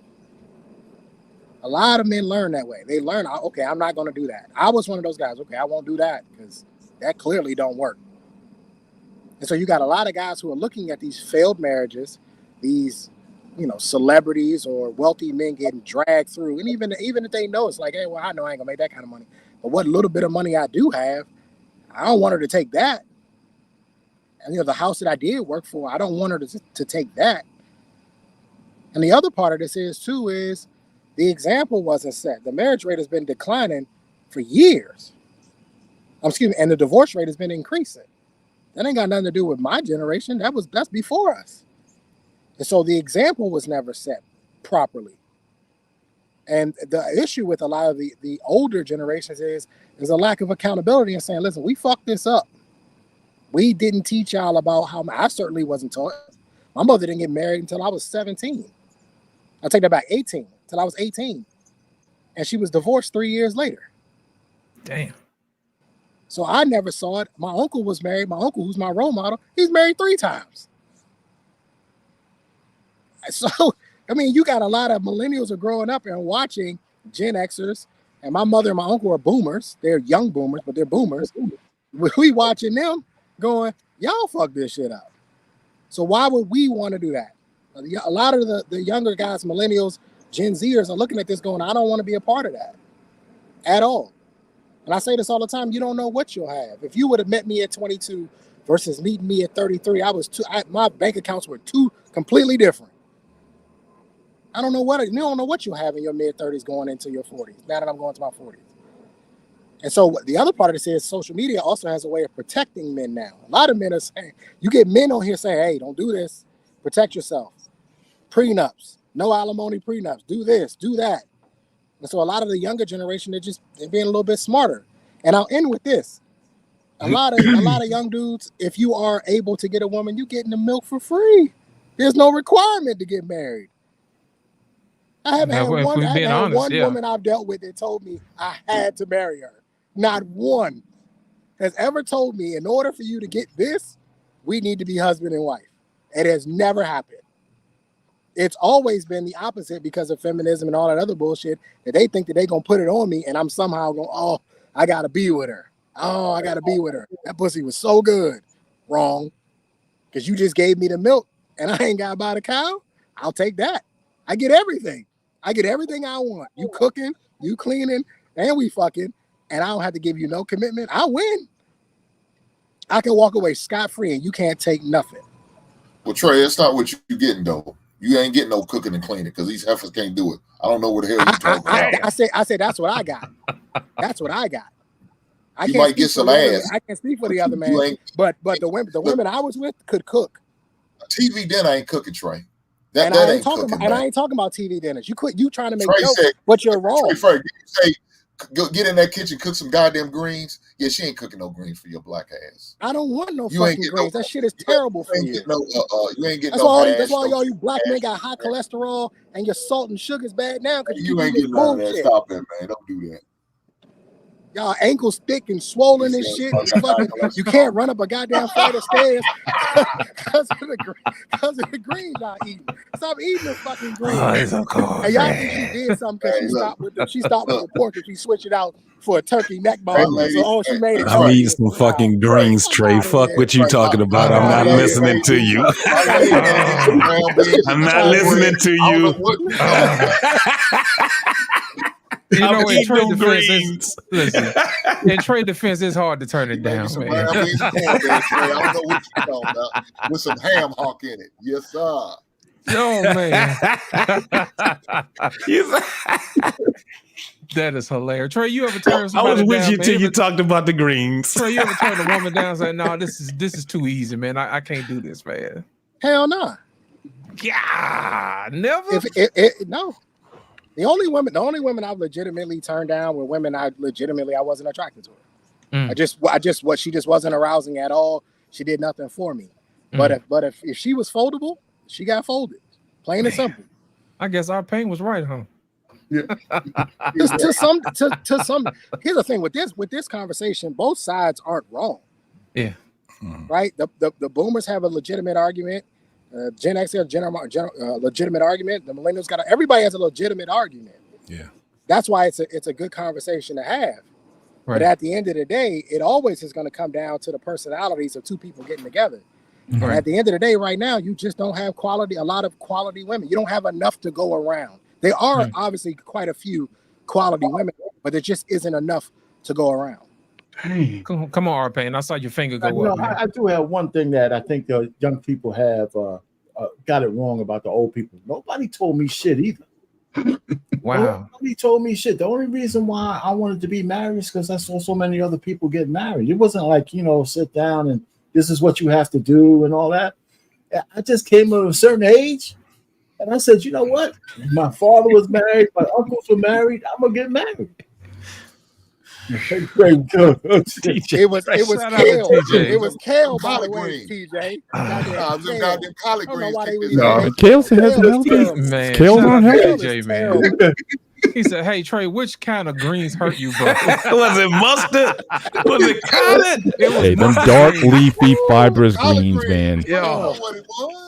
It was mustard greens, man. It was mustard. It was the mustard. Big for no mustard. You know what I'm saying? JT, in my family, you had to have it. Like there was no negotiating. As a child, you had to put greens on your plate, or you couldn't eat. Trey, that's what I'm saying. Greens keep you regular. That's why the younger dudes, they all wound up on the inside. Yes. High fiber.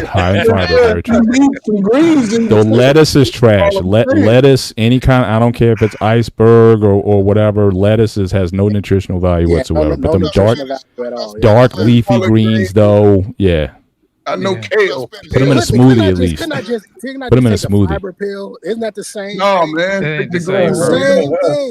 Why you think grandmama and them lived to be so tall, so long, man? They was eating your body has to work hard because your body has to then break down those fibers and starches to get to the starch. So it's your body works. Man. You burn more calories eating them greens than just taking that fiber supplement. Shout out to TJ for the $5 super chat. I'm gonna give you $5 and where it came from. You know what I'm saying? I'm gonna give you. Plus silence. They said big bag bitch get to the bag. They said big bag bitch you want a snack. Well this big bag bitch she got the stack. So put big bag bitch clothes on the rack. Ooh, on the rack. macaroni. Move and shake it for me. Ooh, we shaking and quaking. The brands are phony. Ooh, the brands are phony. Ooh, they need a Tony. They need an Emmy, Oscar, Grammy, cause the shit baloney. The way they be faking like they're making all the sizes. If you ain't got at least a 4X, you ain't trying. Ooh, so give it to us, baby. Give us our guys. Give it to us when we step on the spot. Ooh, ba-da, ba-da, ba-da, hey, look, those lyrics was dope as fuck. I did not know that was a big girl movement. Yes, she was out there talking to the goddamn the damn realtors. I mean, man. the real tellers. Man, she was telling them motherfuckers, if you ain't got a 4X, you ain't trying. You better get that shit on the rack right now. And then 10 years from now, she's gonna have that lap band surgery. All them ladies who tried to play the big card or whatnot, all of them got surgery at the end of the day. Or they take that Ozempic or whatever. Hey, Mr. Bennett, that's exactly the type of woman that want to cook you them greens too. Big chick like that. We're gonna make you a pot full of greens. Hell yeah, she gonna put all the bullshit in it. Everything. She putting all the bullshit in it. You know what she's gonna be doing? She's gonna be playing that wobble, baby, wobble, baby, wobble, baby. Yeah. Then she have to, before she go to bed, she want to go ahead and put that damn that needle in her stomach right quick. So she can. That Ozempic. Ozempic. And then they got to go back to the doctor and get everything pulled and Cinched tightened. back in. And tightened. Now she got a big ass head and a small body. First you get the lap band, and then you turn around and get the BBL to go with it. Man, come on, man. You can build your chick from scratch. You know what I'm saying? Undefeated combo. Build a bitch. Gentlemen, we can rebuild her. We can make her thicker. We can make her square. Thicker. Fatter. Rounder. Right. Hey, Firmer. keep the fupa. Keep the We're gonna hear that music. fupa. Hear that bionic music now. Bionic biscuit. Hey, they're gonna have a big biscuit on the screen with some syrup going down.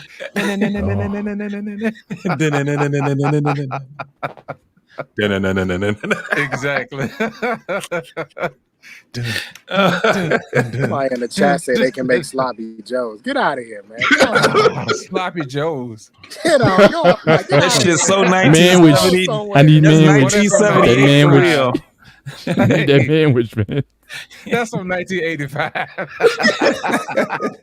It used to, I used to be so mad because my mom would never buy the good shit. She never buy like the Hawaiian sweet rolls and nothing. She always doing that like grainy bread, like that bread. Fiber, that's right. That's the good. That's fiber. 7 grains bread. Fiber, that's it. Right, That's it. bullshit. Hey, it'd be hard on the outside and soft in the middle. Yeah. Hold on. Let's put this in perspective. Just mess my whole ham sandwich up. Man, and then the meat fall out. I don't know. Listen, Throw the whole sandwich away. Fuck You it. got half the sandwich on your chest.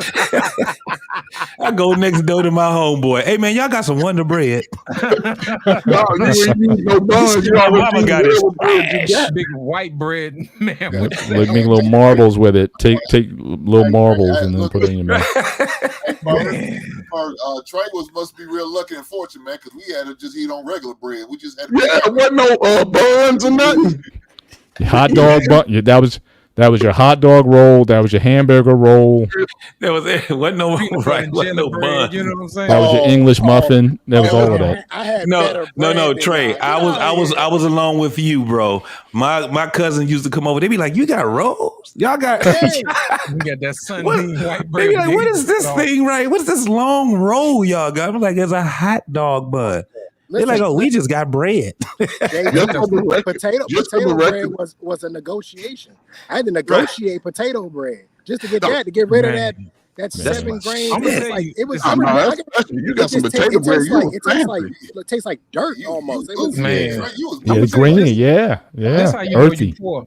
This how We you call know it you poor earthy when they pull bread. out- That's right. This is how you know you poor when they pull out their hot dog bun and they split it in half and they put cheese on the top and that's your toast. You go with your grits and you drink that powdered milk. No, you know when you poor when they don't even got no buns. They just get some pork and beans, cut the hot dogs up and put it in the pork and beans. Ain't no sandwiches. You know, you pour when you take some syrup and just pour it on some bread and be like, That's shit, it. you got a Oh yeah, breakfast. biscuit. Yep. You ain't had no That's it. biscuit. That was just the toast Just the wasn't bread. working. Just the bread, right? If you're from the South, you had Allerga syrup, man. That was the thickest Oh, syrup that on was the shit planet. right there, boy. I thought y'all used what's that not maple? What was it? The Oh, clear you stuff. talking- Kairos. Nah. Yeah, Man, that clear syrup don't have any color to it. Yeah, That nah, stuff- nah, that stuff that had shit the nasty. viscosity of Bacon 10 syrup. Oh, snap. Like, y'all got a bottle I of put it in the car. I'm out of oil. I ran out of motor oil. I could just put some of this in there. And So Right. I'm out of Haviland, man. Go in there and then grab that K-roll. Put it in there. Next thing you know, you drive down the street, your car smelling like doggone Cinnabons. What's that crispy, delicious smell on the street? Somebody baking something good. Exactly. It's you. The car I was smelling like making, I'm gonna get out of here, sloppy man. joes in middle school. All right, Hank. all right, bro. All Good right, to see you, man. My Say, brother. straight Later, shit, man. I'm Don't gonna get the go dirt ahead, so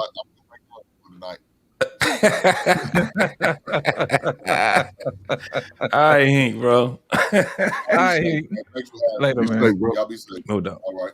That is hilarious. But man, I'm telling you, man, that's a level of poor I don't think a lot of people understand, man. These folks will never know that level of poor, but the way we getting there, syrup sandwiches are definitely back on the menu with this damn inflation. Syrup sandwiches, ketchup sandwiches, mustard sandwiches. Man, when all my that kind of cousins used to eat ketchup sandwiches all the time. Yeah. I'm like, damn, brother, you ain't even put no toast on, no butter on your bread or nothing. Right. Just ketchup sandwiches. Yeah, when You I don't see know what cousin them mustard, had a sugar sandwich, I was like, oh man, we mayonnaise gonna sandwiches. turn that stove on, bro. Where the Hey. cinnamon?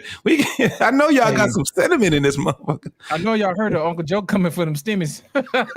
All them stimmies they gave out, they're like, hey man, y'all messing up the money.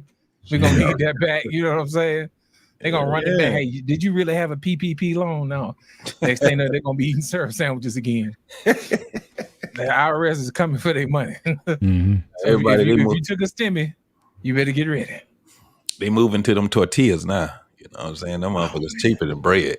And you can turn them into chips and everything now. Just Hell cut them up in yeah. squares Just- and dump them in some Crisco or something. You know what I'm I've saying? been doing that for years, man. About 15 years. I just put them in some olive oil, man. Cut them in thirds, man. Cut them in thirds, man. They'll Can we at just- least put it in some avocado oil instead? Listen, olive listen. oil, man. Yeah, a little Avocado. bit healthy. Hey, look, them Olive oil. Mexicans, hey, them Mexicans is deep over here. You better learn how they do it. Olive Hey, oil, Trey, baby. that's some of that millennial shit. I want some avocado toast. Right. Yeah, man. Some With a fried avocado egg toast. on it. That's right. No yolk, no yolk, just an egg I white. was With a little, I was dating this sriracha on girl. the She was from she's from somewhere in South Carolina. Where is it? I cannot think of it. The name of the city. Is it Columbia, South Carolina, some shit like that? Yeah, there's a Columbia. That's the right? only city in South Columbia, Carolina. Charleston. Yeah, she cooked some shit, and I just remember telling her, "This shit tastes fat. It tastes fat." And she's like, What is "What she you mean?" I trying was to like, feed "Yo, you, man?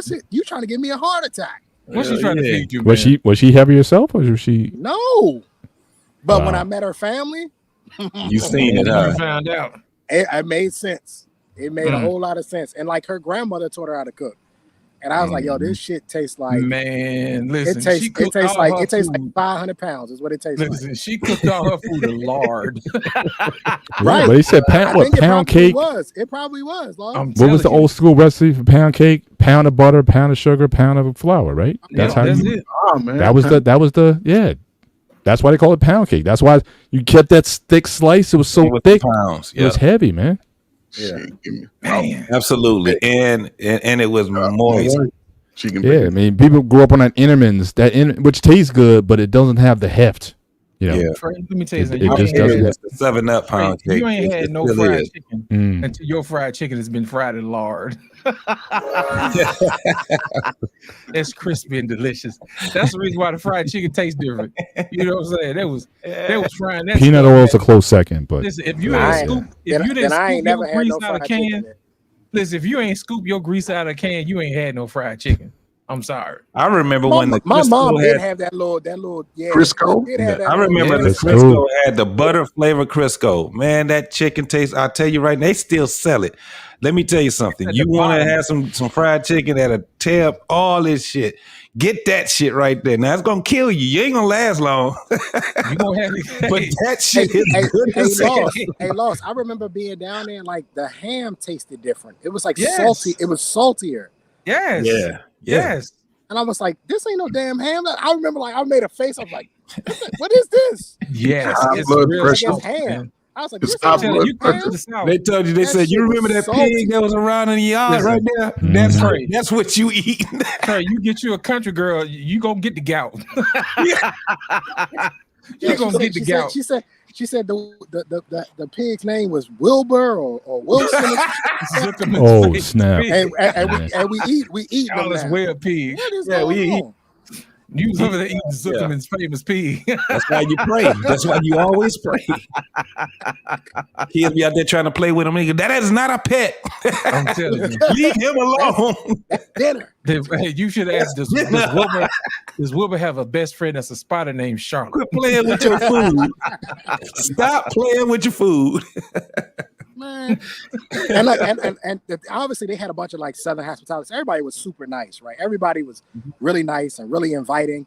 But I did know, I'm like, man, her whole family big.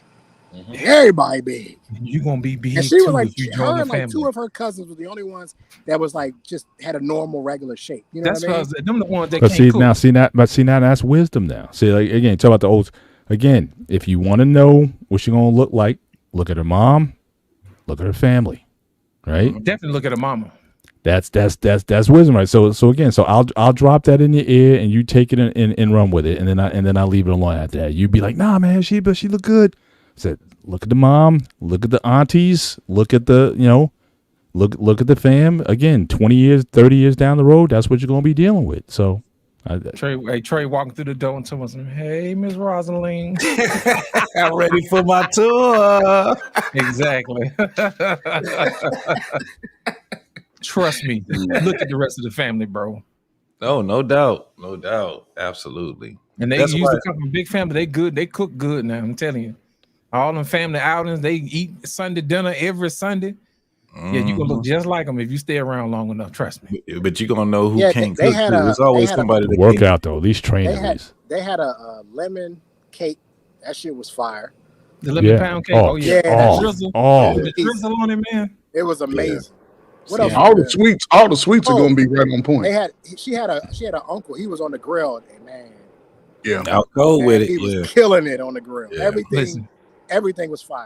So Right, it they- wasn't all bad, you know what I mean? But Yeah, there's a few yeah. things I was like, this don't taste healthy at all. Like, It ain't supposed no. to, Trey. Yeah. Anything and with it's Hey, funny because no. she was so country. She was just like, just shut up and eat. Just shut up. Just That's right. relax. Just relax.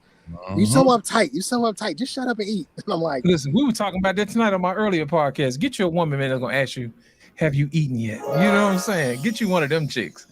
You know, think about it, man. You go down to the country, if they don't give you a piece of no pecan pie, they don't love you, man. They don't love you, man. Yeah.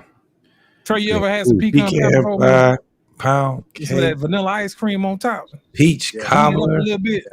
I'm Yeah. more of a peach cobbler guy, but the pecan pie was good too. Yeah. See? Shout out to me. But don't that is ain't nothing healthy about pecan pie. As soon as you take that first bite, you like, It's oh, not supposed to be. right. That's what I'm saying. Oh, But and JT you feel so JT guilty about it though.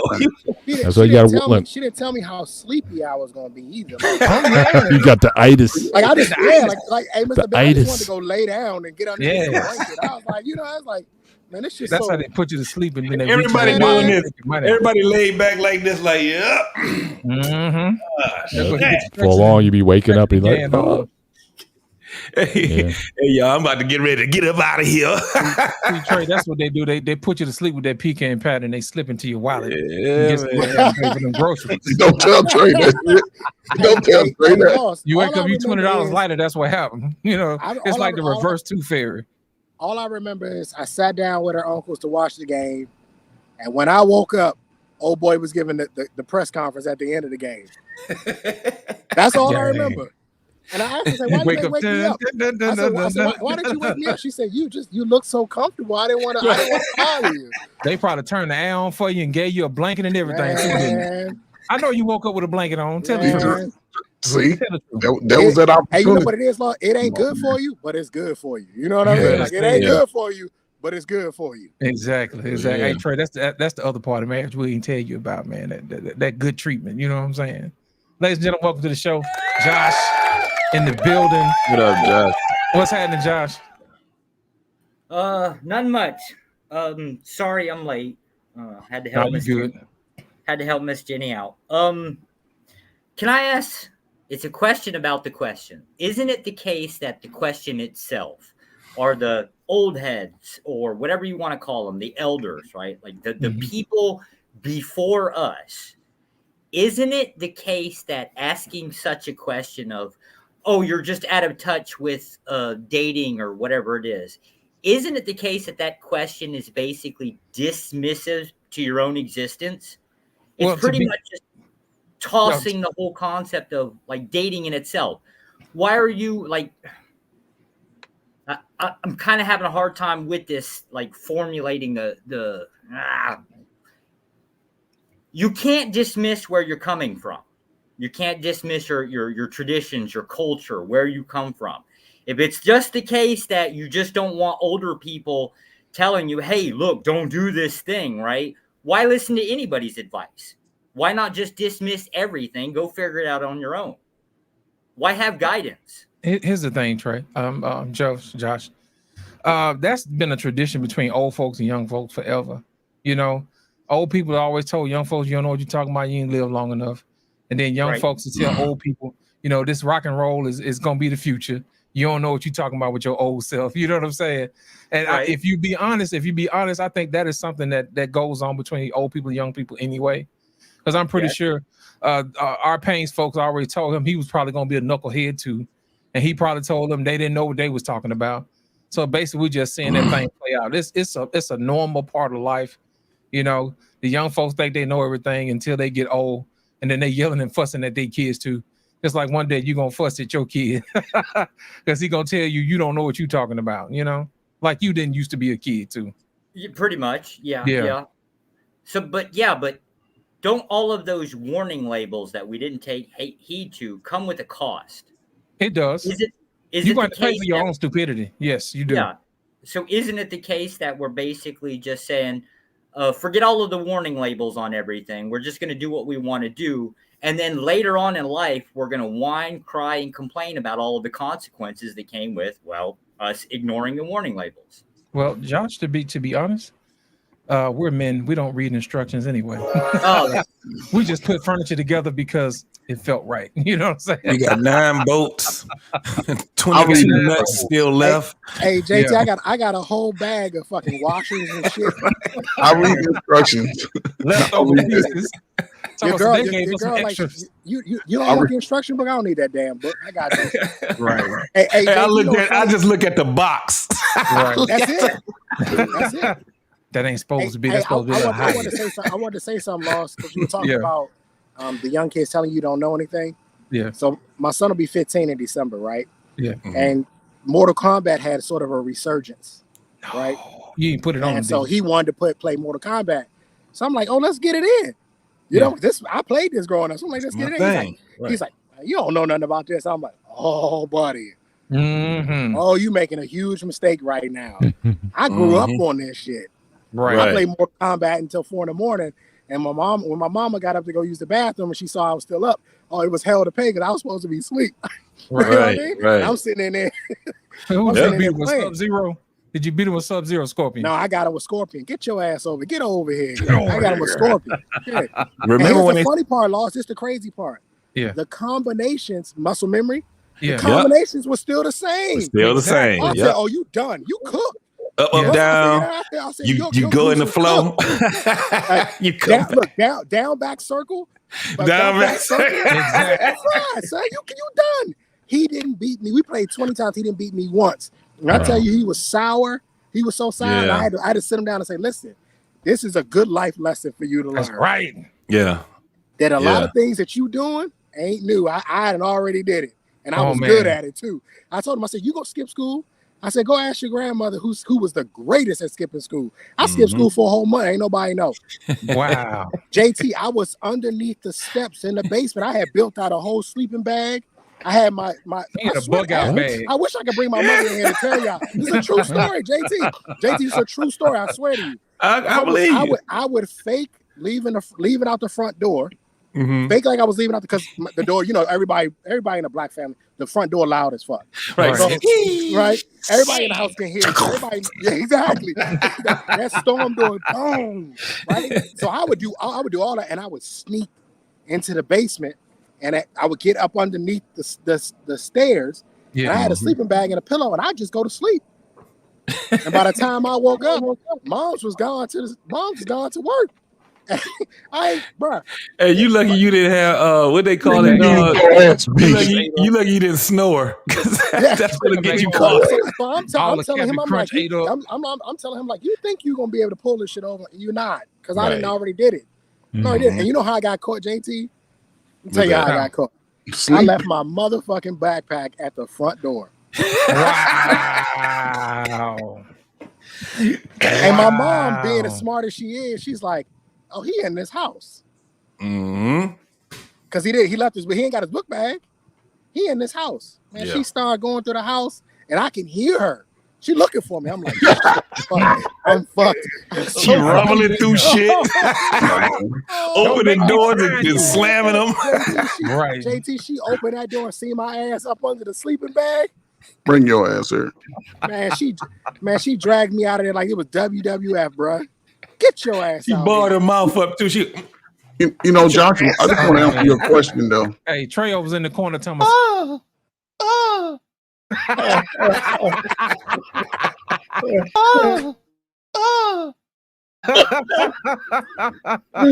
Joshua, I'm going to answer your question about the information. Go ahead. You know, as far as information, and I know as far as what I try to give, I understand that giving it to older men is a little bit more difficult. So I expect a lot of the pushback. But the message that I give to the young man, I've very seldom ever gotten pushback in all the years that I worked with, from 6th grade through 12th grade, even freshman college.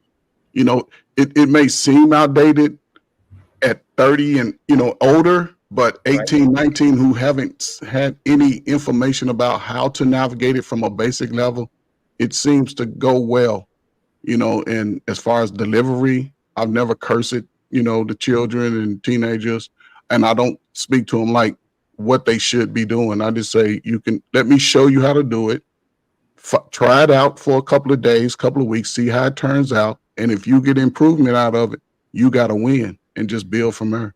So, you know, can I understand YouTube is a little older space, and, you know, but as far as helping those, especially on the verge, coming out of high school, going to college, freshmen, you know, those things don't have to change. You know, the entrepreneur, these guys can learn these technical skills, these animated skills, just doing what they're doing on the side, you know, from everything, cutting hair, all of those skills will still play forward.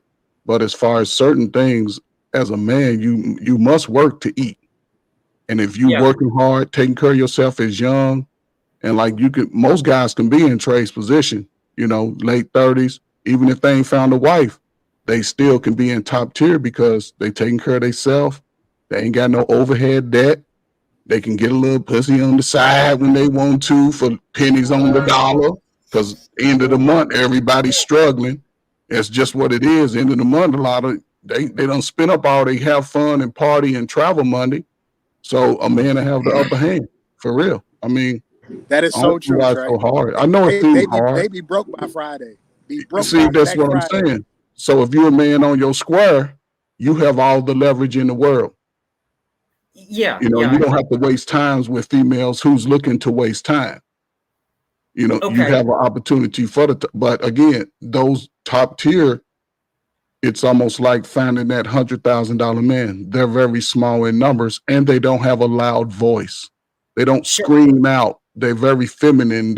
You have to approach them with your chest up in the head, and they'll at least give you the play. Then the rest is on your game and how you are. I mean, okay. Just a side question off of your response. Are you saying that within your experience of your interactions with like guiding other people, that it seems to be the case that what happens in reality and how people interact, say within social media, not the same. Generally, street level, what goes on, people are still to a reasonable degree following along with, how we've always done things. Thus, people have actually looked toward elders for guidance versus what we see on the internet where, or at least to some degree, where everybody's just saying, crap on the old guy, just ignore him. I mean, no, it's just, I think right now in the street, from what I've seen in the streets, Chicago, Indiana, Kentucky, it's like that older guy, that 40, 45-year-old, a lot of those guys are still trying to find out who they are. They were kids when crack hit the street. Now they grown man. And I think a lot of brothers just too hard on themselves. It's actually better than what it is, because I have a best friend now. He's a little bit younger than me, but he has 3 major felonies in escape, and he's making about $80,000 a year. He's a homeowner, house owner. He's put in the work. I think if guys could look at 4 or 5 years of their life right now and put in that work, most guys would come out favorable. Because most black guys don't have a lot of overhead debt. They're just looking laterally instead of looking up. And if they put in the work, a single guy, you stay in shape, you work, you eat, you sleep. Friday, Saturday, you have your fun. Call your little cakes over. Let her dance for you for $50 or $40. You got a cheap weekend. Cook yourself some sloppy Joe. Let her wash and fold your clothes. You having a good night. Play your little game on Saturday night. Get ready for work on Sunday. Go to the park, see who's out. You might run into a little something. Hey, you're a win-win, man. I mean, okay. So basically, you just be active, man. You just got to be out here and you got to be active, and it got to make sense. You know what I'm saying? If it ain't making money, it ain't making sense. And a lot of guys are not focused enough. That's all it is. A lot of motherfuckers it's just lazy. I'm talking about lazy. They don't want to move out of that space that's keeping them bucked down. They like to hang out with them. They like to stay around those dudes, whether they're complaining with each other or they're just stuck there. But when you got a brother that's out there, man, and he's doing just what Ferg was saying, get you a job, stay focused, if you need to get some training or whatever to get better in a position or get a better job or something, you doing that. Then you go out there, you hang out, you do whatever, get you a little honey, you being active. Most guys ain't that. They're not that. It's not that hard. It's really simple. You eventually would get, so the relationship with a woman wouldn't be that hard because you're focused on your own life. You're not focused on trying to get a woman. You focus on your own life. They all over the place. Wherever you go, wherever you working at, you're going to find somebody there. And guess what happened? You end up being attracted to somebody. That's just what it is. And when a dude really likes a woman, at some point, he's going to try to figure out how to get close to her and say what the fuck he need to say. They end up having a relationship. And it's going to be one for most guys. One woman.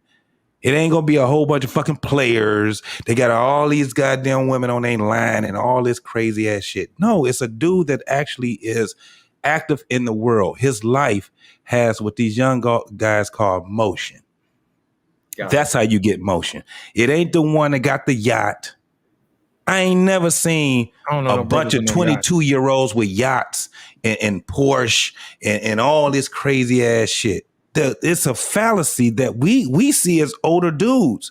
We like, nigga, I got a bunch of damn little cousins and nieces and nephews, and I got motherfuckers all around the United States, and ain't nobody sitting there and they real life is that. Even the ones that's posing as that. So it's like that's what they got to fight against. But what make us out of pocket is when we don't realize that that's their reality.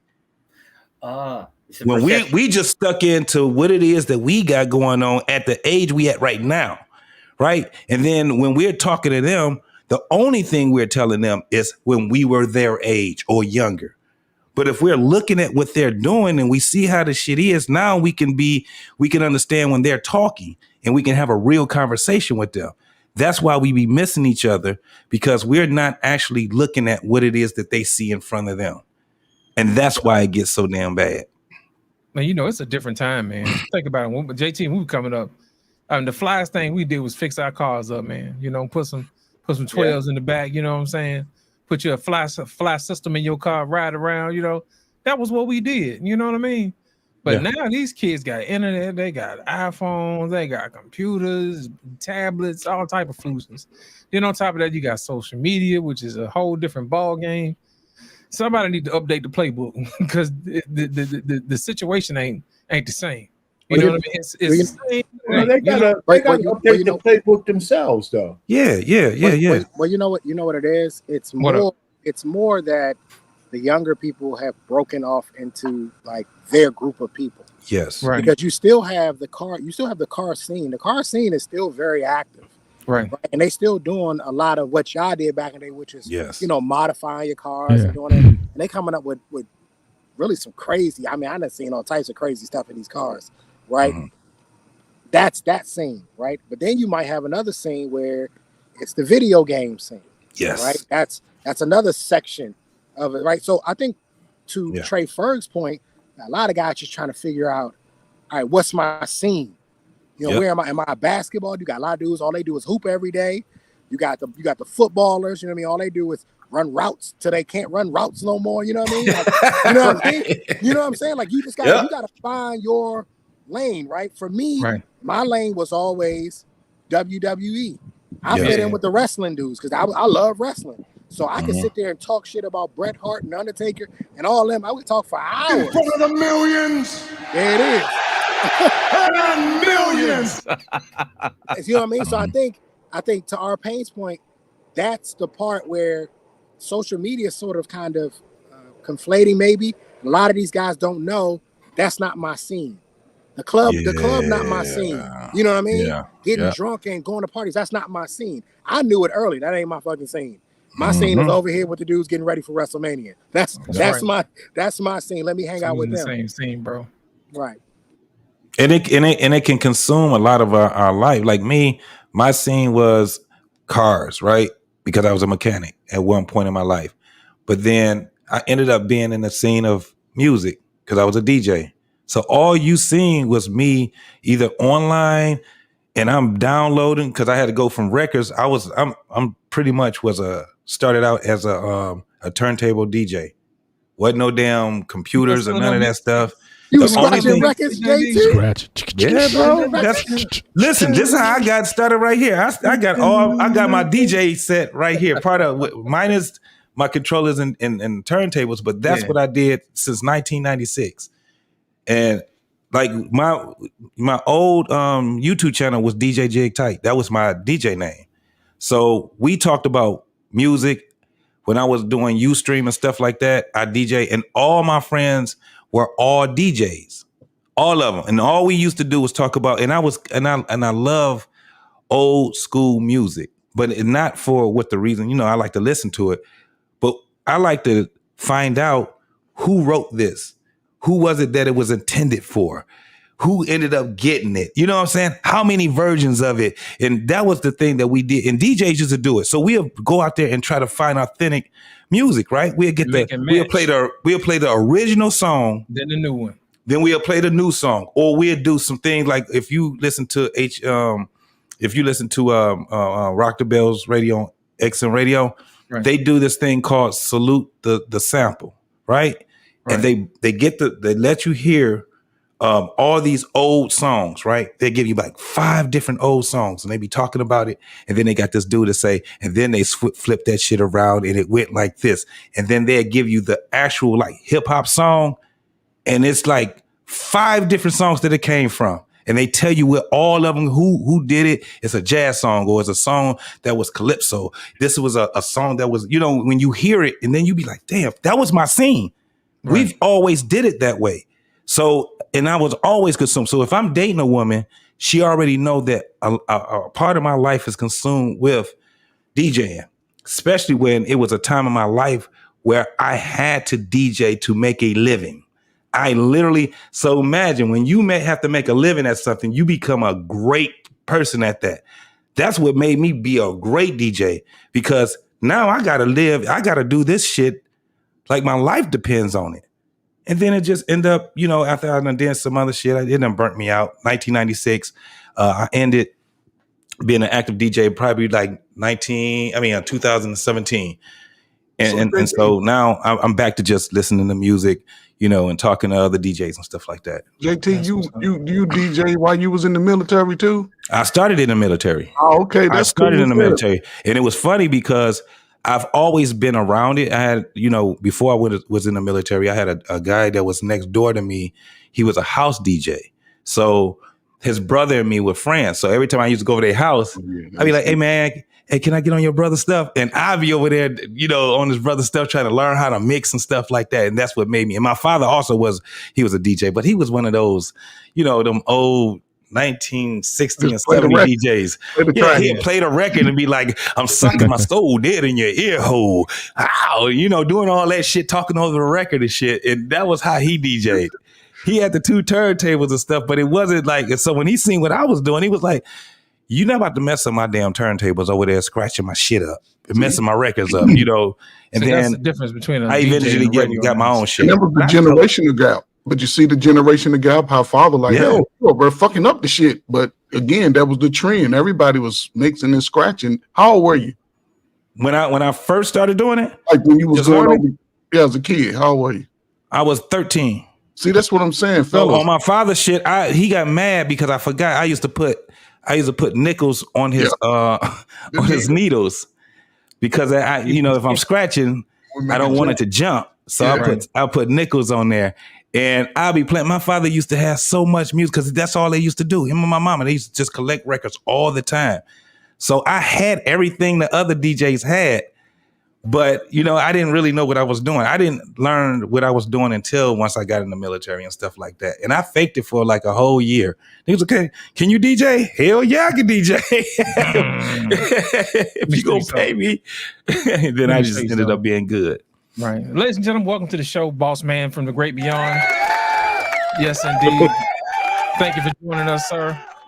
From the clouds. What's happening, brother? Not too much, gentlemen. How's everyone doing? Oh, great. Well, great. How you doing, brother? I'm doing all right. I've been in the back listening to the entire show. So I tonight I don't have my 2-year-old fighting sleep. I won tonight, so you won. I'll take the win. That's right. That's right. I wanted to add, if I may, a different perspective to the topic of the show. If I may, I kind of missed out on the aspect of having an old head to kind of learn from growing up. I don't know if any of you guys were listening to a few panels that I was on ago. It was on Embrace the Graces show a while back. But I come from a home where, well, that's a long story. I come from a situation where I didn't have a single mothership. We'll call it that way. My mother was away. We'll just put it that way. And so I didn't have, father role model, whatever. So what I ended up doing was finding old heads to kind of cling to, in a sense. So I spent a lot of my time in the Midwest. And so heavy in the church. So I found a lot of deacons, trustees, one pastor or a couple of pastors actually. And they kind of was like, hey, my first pair of Stacey Adams, I thought I was the ish, walking in there with Stacey Adams until someone realized. Did you get them see-through socks with the lines on? They had the lines, but they didn't have the see-through socks. You got to Stacey Adams socks to match, man.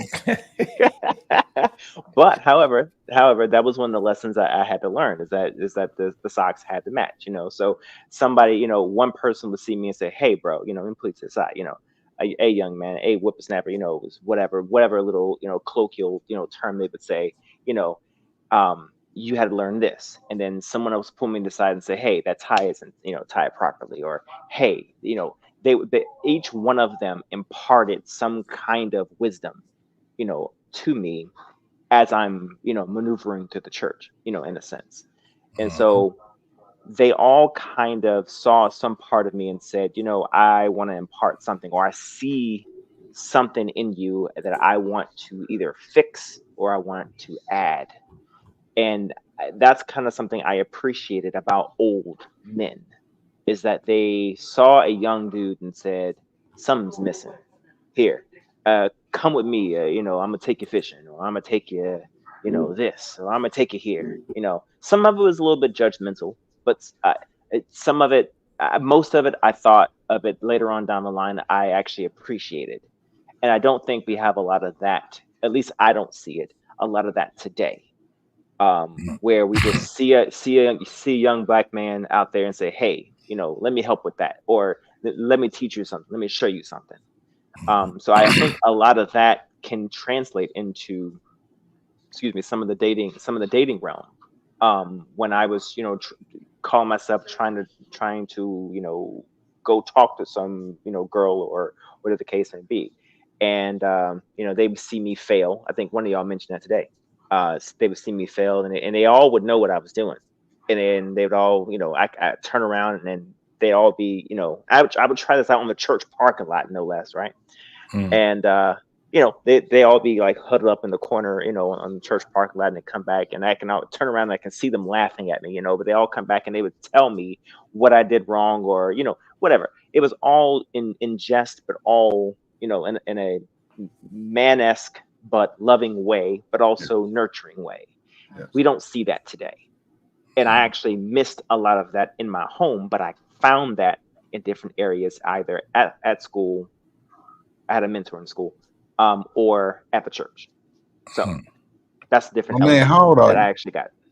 I'm 34. Oh, okay. So yeah, you what I call the second generation. Yeah, unfortunately, I am a millennial. I was born in 90. I was born on 90. But yeah, I grew up mainly. I was born in Texas, but lived majority of my years growing up in the Midwest, and then came over to the East Coast. So I had a lot of. Go ahead. No. If you're from Texas, then I'm pretty sure most of the older guys probably wanted to impart some type of wisdom. But think about it, man. Most older guys are teachers by nature, man. They always want to teach young guys how to do stuff. Trey Ferguson tell you that all the time, man. Guys want to teach guys, how to fish, how to tie your bow tie, how to shine your shoes. Yep. Make sure your outfit, because most guys want to be around guys that look like them, And it's one of those things where you have to take your time and say, hey, look, young blood, if you don't hang around us, we got rules. You know what I'm saying? Pull your pants up on you. You know what I'm saying? Shine your shoes. Make sure you look like something, because you're a reflection of the people that's around you. So that's the reason why most guys really want you to be in lockstep with what they're doing, and at the same time, you'll learn a little something along the way. And I did. I most definitely did. Even down to just having, seeing how confident they were to talking to other women, and picking up different ways to just be communal with women as well. That and also, I think one of the biggest things that a lot of young men miss it, to be with a woman, just be yourself, and I think that's something man, can help you understand. Just be yourself, just talk about your, I don't know, I can't say what specifics to talk about because my father didn't give me specifics, and my parents just told me just be myself. I don't have to put on airs to say I'm something or somebody I'm not. I'm not gonna show off just to get somebody to admire me. I'm just be myself. And I found that always, the easiest path for me. Like I said, stay active, play sports. So they was loving me on basketball and football season. When I went to other schools, I just respected people. I still say yes, sir, and no, ma'am, and yes, I still say that. If I realize somebody's a little older than me, I still play favor, even for young people. If I don't know them, young man, young woman, young lady, and just keep it like that. So, yeah. Now, unfortunately, I'm gonna tell myself a little bit. Now, unfortunately, Look, I've been 5'8" majority of my life. All right, I'm light skinned, and I am a horrible representative when it comes to anything with sports. Okay, listen, anything that deals with leather, pigskin, anything of that nature. Man, I got a coat. I don't do anything. I'll wear that. Okay, but anything with pigskin, leather, anything of that nature. Yeah, I don't do any sports. No, none of that. No football, no basketball, no boxing. No, I don't do any of that trash. No, now boxing, I can't scrap. I was in the Marine Corps, so we had to do that. Oh, no doubt. Yeah, I was in the Army. We used to beat y'all ass as smokers. Y'all know that, right? Yo, we used to whip y'all ass as smokers. You can try. Outside of that, outside of that, playing sports. No. I was a thinker. So yes. But I also was into music. I was in the theater arts and things of that nature. So I found ways to use what I knew, what I could do, and just as Trey Ferg said, I just was myself. I couldn't use any other trash that most of the men could use. So I just, hey, if you liked it, you did. If you didn't, oh the fuck well. So hey, it was what it was. But being yourself was the key. And if you liked it, you liked it. If you didn't, fuck off. I felt about it. I think a lot of people. Can I ask a question? Hold on. We got another guest that's up here. Marvelous Opinion, man. How you doing, brother? We got him just coming up, man. Thank you. Yes, I appreciate it. Thanks for letting me come up. I was going to add to what the gentleman was saying earlier about, men not looking for that thing in some people they pass by and add into their life. I was going to say, like, I'm guilty of it, but more so I could explain why it's like this, because a lot of people today seem to be like almost resentful and ill will towards anything you have to give them, a little less trustworthy for the most part. And I'm also advocate for, like, closed mouths don't get fed. So I'm like, if you're not going to come to me for advice, you're not going to get fed no advice. I'm not going to just stuff in your face. You know what I'm saying? And I think that's where some of the resentment comes from, because people also feel like you're judgmental when you come up to them and they even ask you no questions. You just put it in their face. Someone's like, I know it's best for you, eat this. And it's like, but I ain't asked for that. And I've seen that coming up. So I pretty much don't try to interject my opinions or wisdom to people who don't want it, because I feel like I'm wasting my time. And it's more like, I'm not going to make enemies of people unnecessarily. If you can't see me for me, being an example by my choices I made in life, then I'm probably not the person you want to get behind as far as leadership. I believe leaders are selected. Like, you have to choose who you want you to lead. You know what I'm saying? As an example, something that you have to share values with. But as far as like advice, I think for the most part, a lot of people out here are just trying to find out who they are, where they want to be in life, and they attach themselves to hobbies and people of those hobbies and things of that nature. But that's just my excuse for why I personally don't just look for people and say, like, hey, I know you're missing this, you should try this. I might help someone out along the way if they're struggling or something. I actually see someone who's actually in need of assistance. That's, of course, that's a given. But as far as like advice, I just don't find it appropriate to interject sometimes. Okay. Go ahead, Mr. Bennett. You got a question? I'm gonna follow. Yeah, for Boss Man. So I'm just more curious about the dynamic which you found yourself around these OGs. So you say you were in church. Again, did these men just approach you just naturally, or were you a part of something? I don't know, like, were you part of like the usher board, or somehow in church they get the young boys or whatever, you start helping out, moving tables and chairs or something like that. So I'm just trying to think, how did this dynamic get started where these men just felt that they just come to you with that, or was it more their initiative, where they saw you and you were receptive to it? I mean, because you weren't put off by it, because I think, like my man was just saying here, sometimes older guys, they could just try to impart something on you without asking. It's like they're just barging in the door saying, hey son, you need this, without asking you. And I could definitely see why a younger person wouldn't take that too well. But what made you take to it more so than those other guys? So one, talk about the dynamic that got you guys talking, and then when they did start imparting to you, what was it about you think that made you more receptive to what they were saying, and that kind of attracted you to them? Okay. So let's. Okay, brevity here. All right, so I always longed to have male influence because of the missing male influence in my life. So, Right. So with that in mind, the first part of the question is getting to the Midwest. I was going from house to house to house to house. Okay. Because of my living situation, Right. which was a non-living situation. Gotcha. My mother at Been the there, point in yeah. time, because of her vocation, she entrusted me with various people that she, how do I put that? That she either knew or trusted or whatever case may be. I got you. So that's one. Two, one, remember I told you I had a mentor at the Right. school.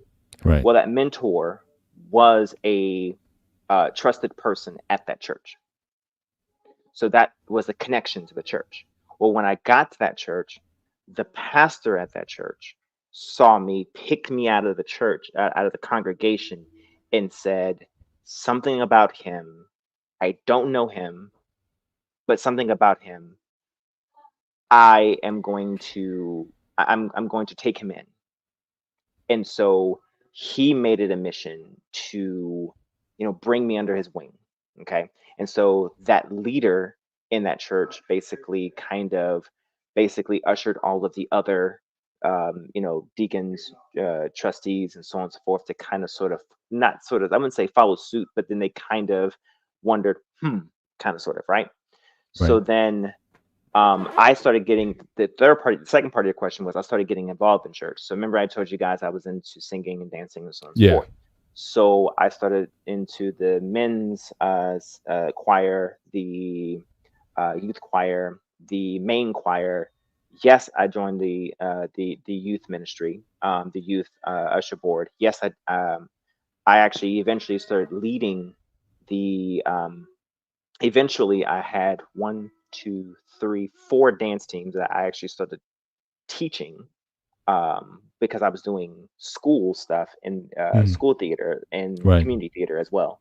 So I was doing all 3 of these things. And how old was I? I was only 13. Wow. I was only 12 or 13. Right. And I was finding my way to get to these places by way of either bus, bicycle, or for that matter, hitching a ride just to get to these places between school. And I started working at 15 and a half. So so these people knew my struggle and knew that I was kind of, wasn't in trouble, wasn't, doing X, Y, and Z, wasn't doing any of the BS. So I was in church all the time. If I wasn't in church, I was in school. If I wasn't in school, I was at the theater. If I wasn't in the theater, I was working. So they all were basically doing their part as a village to kind of, help me do the right thing.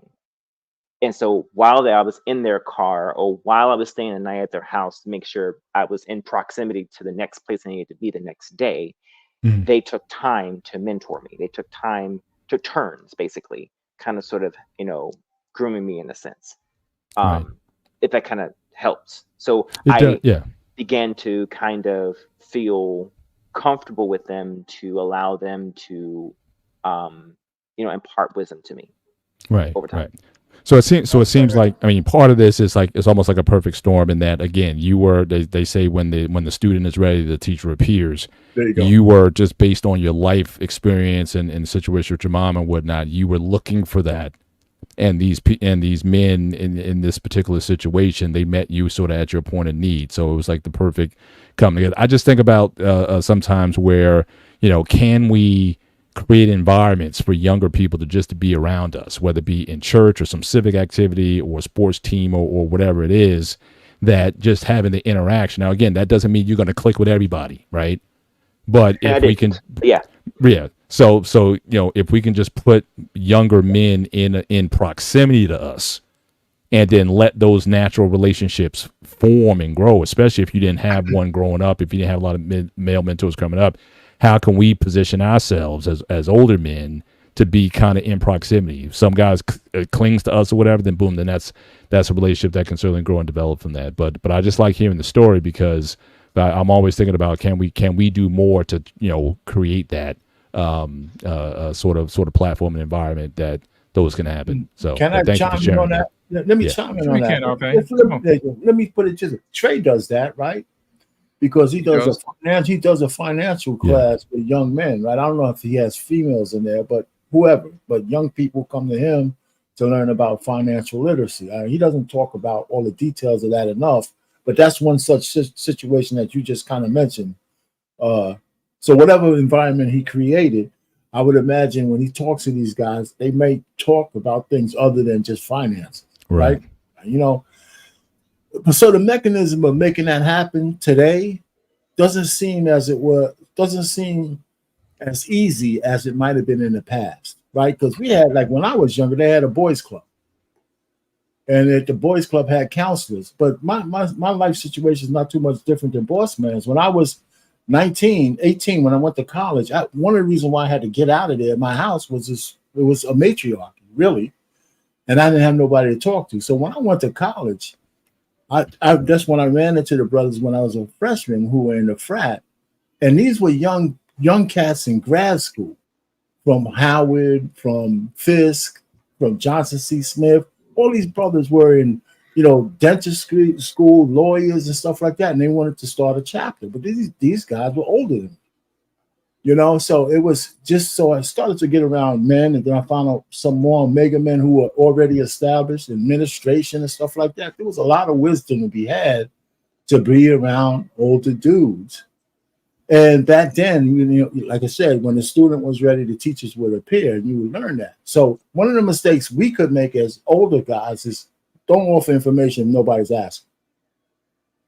Right? Don't offer your what you know. If they ain't asking, they ain't going to hear what you got to say anyway. But that's kind of the same kind of shit with some of the kids you have, in your own house. Right? They don't need to know everything, but when they're ready, when they're old enough to ask, then they're old enough to deserve some kind of answer. So anyway, so I see myself in those kind of parallels, and I think there's but I don't know how we do stuff in the modern era to get around people to create those environments where I was a member of the Big Brothers program when I was in college too. They used to have the administration used to have a Big Brothers program, and they asked for volunteers. I volunteered for that when I was still in college as an extracurricular. And I'm sure there's some things like that that's going on right now. But I guess the kids that you have to mentor, they're coming from some real broken shit, man. Mm-hmm. You got to be ready for that, So I would imagine there's some places like that, but I don't know. I don't know how we fix it. And that's where we need to go. We need to talk. What's those kind of solutions? How do we make that kind of stuff happen? And then you got to find men who are willing to volunteer. And then we scare men to death because they said if you volunteer and you take care of a kid and his mother's ratchet, and all of a sudden you pay for something now that you're child support by a stopper. You know what I'm saying? So everybody's scared. Here's the thing about that, Arpain. Most guys who have been in that situation recognizes when a kid needs help. You know what I'm saying? Okay. Just like in your particular situation. Because most guys know how to spot future leaders, because they know, that they found that this particular kid is more attentive than the rest of them.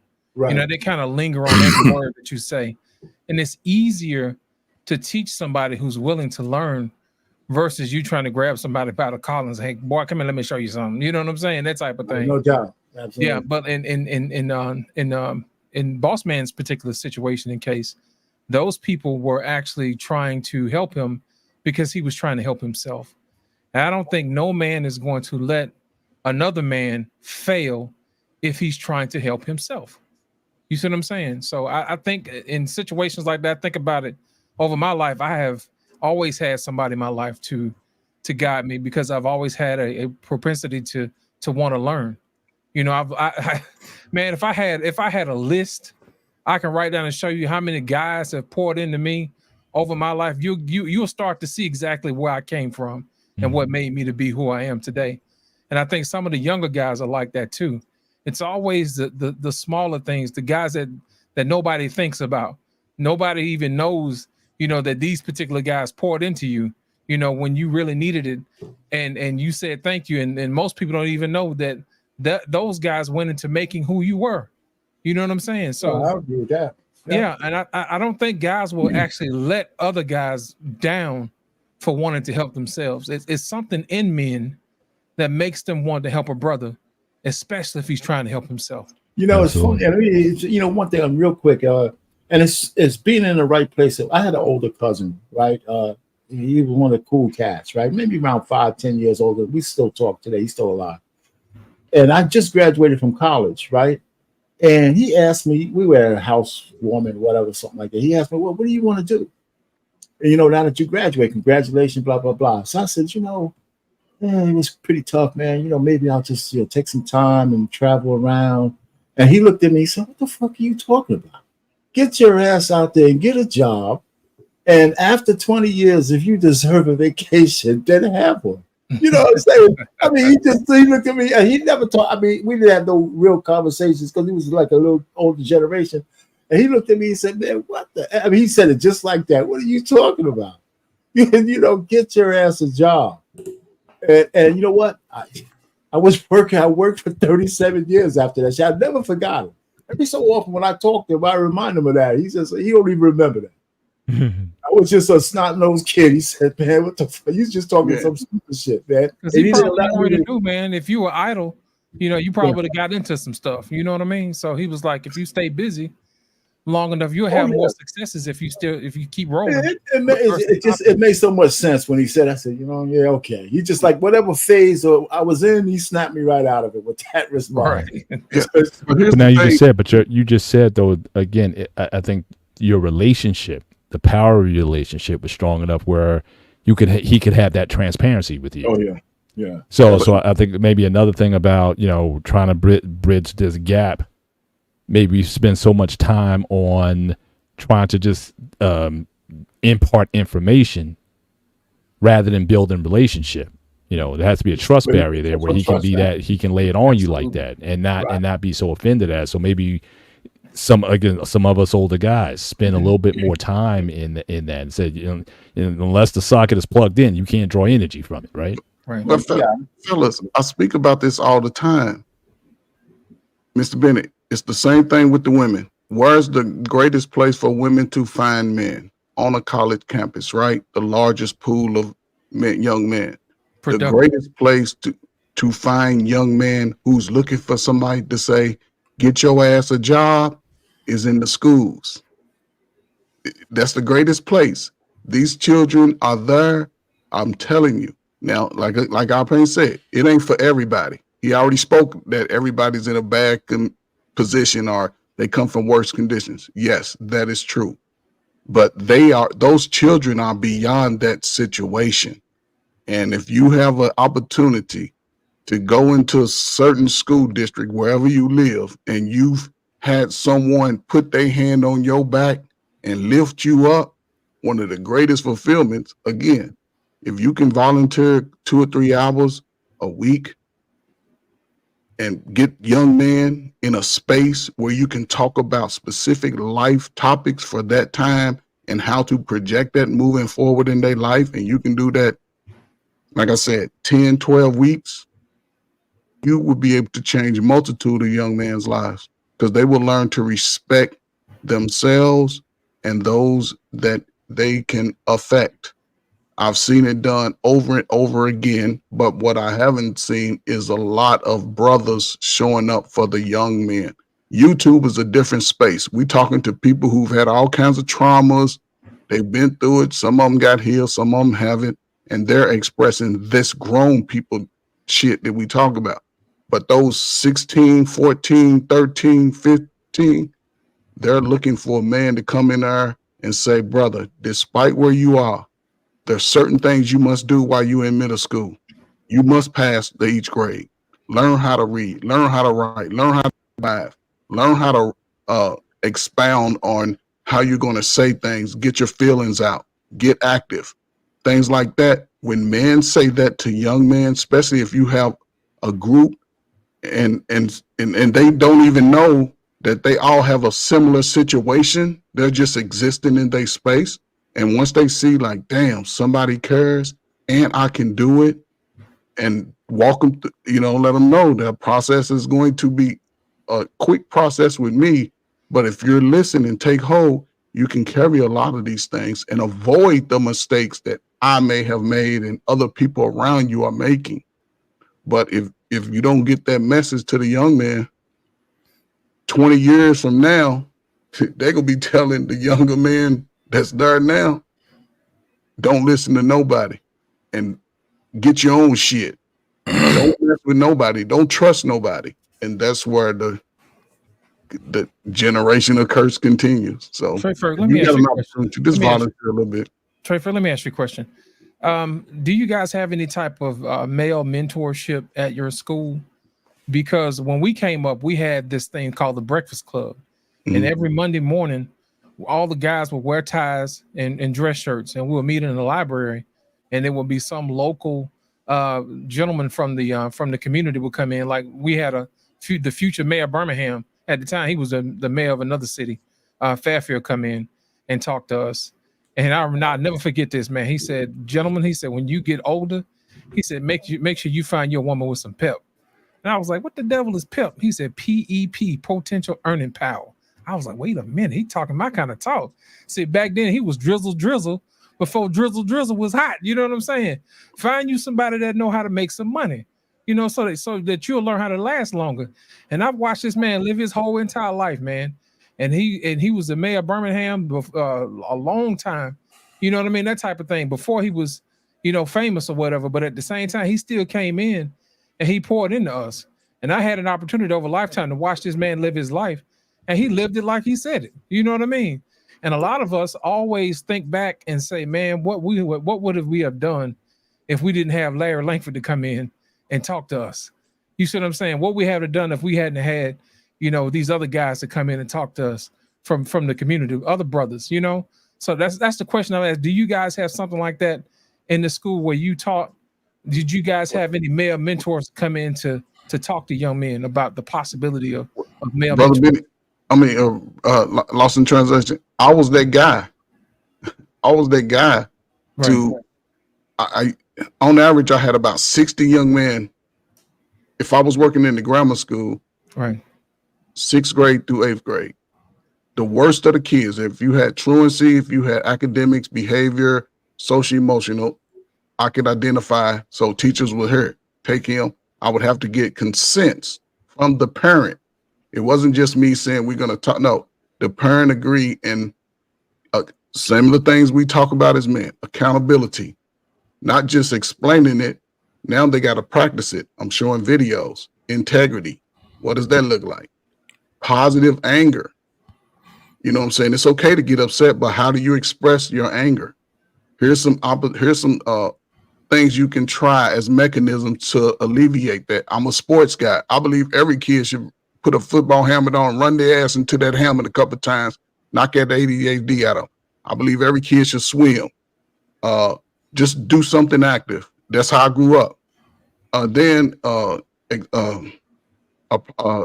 visionary plan. What are your goals? Whether it's an athlete, we can start out with an athlete, but guess what? From this semester and last year, you was making D's and F's.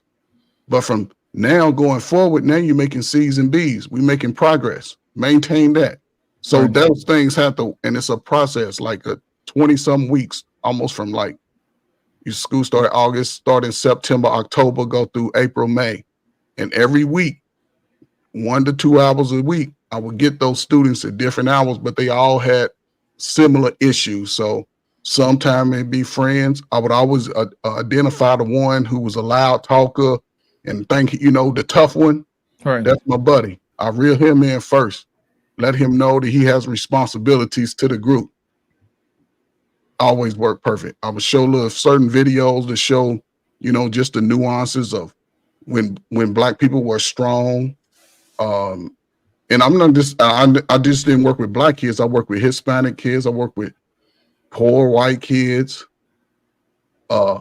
LGBTQ, a couple of guys with that. I even work with females, also the similar, just different little, like loving that self, even with the men, just techniques that I would try. And plus I'm implementing a military style. See, JT understand military style is initially I'm just going to give you the information. Then we're going to backtrack. Then I'm going to teach you the information. And then you're going to be able to demonstrate everything that you learned at the end of the process. I would invite parents in, have little parent activities, do little activities with them, let them write stuff out. So they start to see, like, I can step my parent game up and my child will be successful. So it's just, you know, not everybody's willing to do it. It's not made for everybody, but I was blessed doing that. You know, I had opportunity at least 8,000 to 10,000 kids. And I was in Chicago, South Side and West Side. Shout out to Pullman and everything. But that changed my life, you know. So when I speak, that's why I speak from a place where if you have that opportunity to help, especially a young man or young woman, that's a blessing to me. To see them grow. Last story, had a kid, father was in prison. Mother had left him, gone. He was a sophomore. Counselors had been talking to him. He was acting out. He was doing all kinds of stuff. When the counselors brought him to me, she was crying. A white lady, she was crying like, I don't know. Mr. Ferguson, talk to him. Okay, come on. So we talked. Within 30 minutes, I'm talking to him. He told me about his situation. First thing I did was like, can you call your father? He's like, yeah, his father was in prison. I'm talking on the phone to his father, and I told him, I said, look, I need you to help me support him. Can I count on you? Because his father had told him, I'm waiting on you to come join me in jail. That was the message that he came with me. Wow. So I'm going to the father like, bro, listen, I need you. He agreed. Okay, cool. The sister, his older sister had 2 kids, and here he is with his issues. So she was about ready to throw him to, you know, the system. Right. I went over to the house. I talked to her. I talked to him. Look, I gave him my direct contact because we had a business phone, a communication phone. So everything went through the communication through the cell phone, work phone.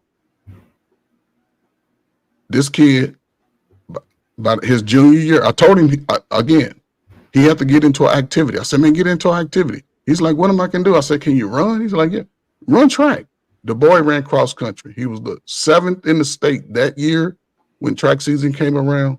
And for his junior year, he was like 2nd. His senior year, he won. He had over $200,000 in scholarships. He went to Eastern Illinois.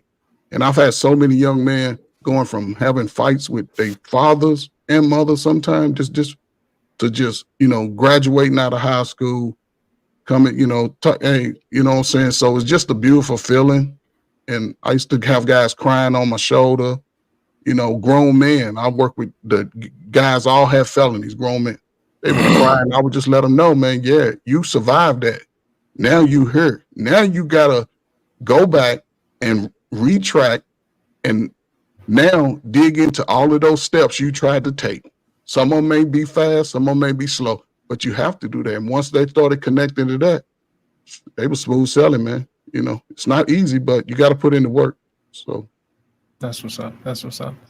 Arpain, let me, Mr. Bennett, let me ask y'all a question. What do you think it takes for us to get our young men to be lifelong learners? Because I think sometimes we get out of high school or we get out of college and we think that's it. You know what I mean? How do we get people to commit to being lifelong learners instead of just stopping when they get their diploma? Go ahead, Mr. Bennett. Go ahead. I think the culture is going to teach you that you better be a lifelong learner just to stay viable. I mean, this isn't in the 70s where high school diploma was enough. And I'm not saying you necessarily have to go to, you know, a college per se, but you definitely need to. I mean, it's a competitive world. It's a global marketplace. So you have to be learning in order to stay up on and be competitive with the marketplace out there. And I think, you know, so one of the ways we can, you know, I think that's one of the messages that you can play to them. It's like you think that, you know, with your skill set that there aren't people who can do your job or whatever you're pursuing, you know, people can come after you, you know, for your spot. So I think part of it's out of necessity. Now, I think there's just people who just naturally like that, naturally inquisitive, naturally into, like Lost, you talk about your story, whatnot. You're just a naturally inquisitive person. Like, and people, I think, saw that in you very early. I think Boss Man was like very similar, the same thing. He had an aptitude, he had an interest in dance and music and things of that nature that he was passionate about. I think for a lot of people, a lot of young men, we don't ask the question like what Trey Ferg was saying earlier. Do we even ask them, like, what are you passionate about? And see if we can use that, whatever that passion or desire is, use that to cultivate some habits that lead to a lifetime of learning. It's like, yeah, it's great that you like this thing, but again, if you want to stay active, if you want to succeed in it, you're going to have to go beyond what the average person or the average enthusiast would do with it. So I still think it boils down to, I think, cultivating relationships, getting to know young people, know what motivates them, and then give them guidance to steer them in a direction that helps them to get to wherever, those things that they want to get to. Again, I still think for us, we're talking about just trying to get them knowledge.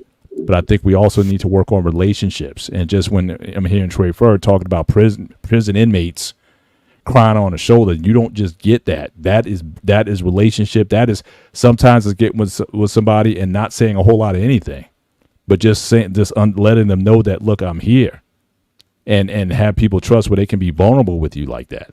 So I think if we can build those kind of relationships, again, we can't do that with everybody, but again, make ourselves available. I think part of this is availability. Can we make ourselves available in the marketplace and then have those natural relationships form where we can then impart that information and say, look, if you want to go here, these are the things that you need that you need to do. Lifetime learning, again, is not just something that, just the rich people do or just those who just have some interest or whatnot. No, you have to keep this as young as your body and anything else. And a lot of times I use physical training because I train clients, I've trained youth, and a lot of times I use physical training to kind of impart that. Like, ultimately, I'm not solely interested in training your body. I'm interested in training this. Mm-hmm. I'm interested in getting you to overcome barriers. All right, you think this weight is too much, or you think this exercise, I can't do this, but really it's the mind that you have to train. Let the body fail. But what I don't want you to do, I don't want your mind to fail 1 or 2 reps before your body does, when you know that you had a couple more reps in the tank and you didn't give them to me. So, again, but that's something that's cultivated over time too. People may come to me initially, okay, he's a trainer, but I give more than that. It's not just training, it's not just about your body. I'm interested in the whole person. There have been sessions where a guy came in, he was unfocused on what he was doing. I stopped the session. Now, we spent the next hour just literally in my basement. He's on the couch and I'm in the chair, and we're just breaking down what's going on. What's going on with your marriage? What's going on with your girlfriend? What's going on with work? What's going on with your school? What's going on with whatever? And you just build that over time. So I think that, we have to combine both together. We have to build relationships in order to impart knowledge and wisdom to people. And I think as long as we put ourselves in situations where we can do that, and there's always somebody. Now, one thing, I don't work with as many young kids as I used to, but I find myself working with a lot of older men. So like I said, I'll be 55, but I'm working with 40, 38 to 45-year-old guys who may have kids. Your kids are 8 and 12. I said my youngest one just turned 21.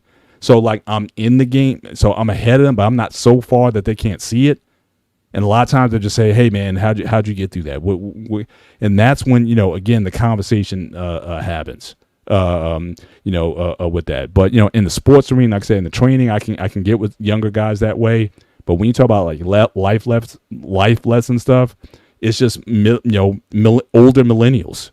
I just find myself talking to guys reaching out to me. Hey man, can I just talk to you for a minute or whatever? Say, hey man, yeah, call me anytime. Hit me up on Instagram or whatever, and just make the time for them. So I think that's really what's in play. But to your initial question about, again, the lifetime learning, again, I think ultimately the person has to want that. But I think lifetime learning is becoming a necessity for survival. You might not have a choice in the matter if you don't improve your skill set in certain ways, and just be curious about the world that's changing. I mean, so much changes from year to year that you can't, depend on them always working on. That's the whole point of the show tonight, right? We're saying that young people don't understand. That's telling us that we don't understand the world. You might be right about that. Now, can you tell me about what the world is, about what it's in? Tell me what you're experiencing out there, and let's build that way. So yeah, I mean that may be a approach, but again, the more I'm hearing these conversations, and thank you guys for sharing tonight. Relationships is going to be critical. You can't force them, but you have to be available to make them. Absolutely. And you have to take the chance to be vulnerable also in that, because I'm sure, Trey, not all those is sharing the good ones, but I'm sure, Trey, there's some ones that didn't necessarily go so good, and them the ones that hurt, because those are the ones you really thought you could make an impact on, and you couldn't necessarily rescue everybody. You would have loved to have done it, but there's some of those also along the way. Are we vulnerable enough to want to take those on? Absolutely. Thank you, Mr. Bennett. I mean, but you know what's funny? The guys that really didn't receive it, 95% of the time they sort of just disappeared from the scene. Yeah. It just really, I would call they either, I don't know, man. They had, I don't know, it was a very few. I didn't get challenged, because once I was able to get them to that man space and let them know that this is a safe space, what I'm saying? There's going to be ultimate respect, allow, sharing stories, even just like we do here, sharing the stories, and you can see some sort of common ground and things like that. As younger men, they don't have those pieces to their puzzle at all. And once they realize, like, dang, Mr. Bennett, he has a story similar to me, I can relate to that. Now they can start sharing and figuring out things for themselves, like, hold up, holding each other accountable. That was one of the beautiful things that I saw. But as far as resistance, I expect that from my older man. They don't know me, I don't know them, especially on YouTube. I expect that. And I'm not trying, and I understood, I'm not trying to save everybody. Right. I listen to the nuggets you give, Lost in Translation give, JT give, Mr. Payne give, BMU, even Trey. I try to use each piece and make one whole big ass pie. Right. And just in case down the road, I can pull this nugget out Mr. Bennett gave to me in fucking July 12th, 2024. That's how I've always operated, even growing up watching and listening to the older men. My father told me a lot of shit. He ain't tell me shit about women. And I understand why he couldn't. Because once you out there dealing with women, you figure that shit out. So that's how I took it. As far as working, learning skills and learning shit, when the opportunity presented itself, I jumped on that shit. I didn't have to talk to nobody about that. I used to sign myself up as a kid. My mom used to be like, you going to, yeah, mom, I signed myself up. And I've always took life like that. When some didn't work, I went to college out of high school, took my scholarship. I realized I wasn't going to take no student shit. So called myself trying to work at Target overnight. That shit wasn't for me. Took my ass to the service. Got hurt, got out, went my ass back to college, finished up, let them pay for it. Worked, made a couple of investments towards the end. Shit. Went to school last year, let them pay for it. Now, I ain't doing shit. I'm waking up at late 5 o'clock. Mailbox money. But, I think men can do that because there's a lot of men who are not, that are single. And I think if they not so hard and just put in that little work to get those pieces, and they ain't got to listen to everything. I don't expect people to listen to everything I say because I ain't did that shit perfect. Ain't none of us did it perfect. Nope. But like you said, it's a never ending process for a man. And sometimes I might spend 2 years over here like, damn, but I'm working. Then all of a sudden I get that other piece to connect to it. And I got some more information. That shit is life-changing, man. That shit is life-changing. So I think that what happens with a lot of people, old and young, and when they're going through the journey is that they are afraid of the word difficult because they think difficult is impossible.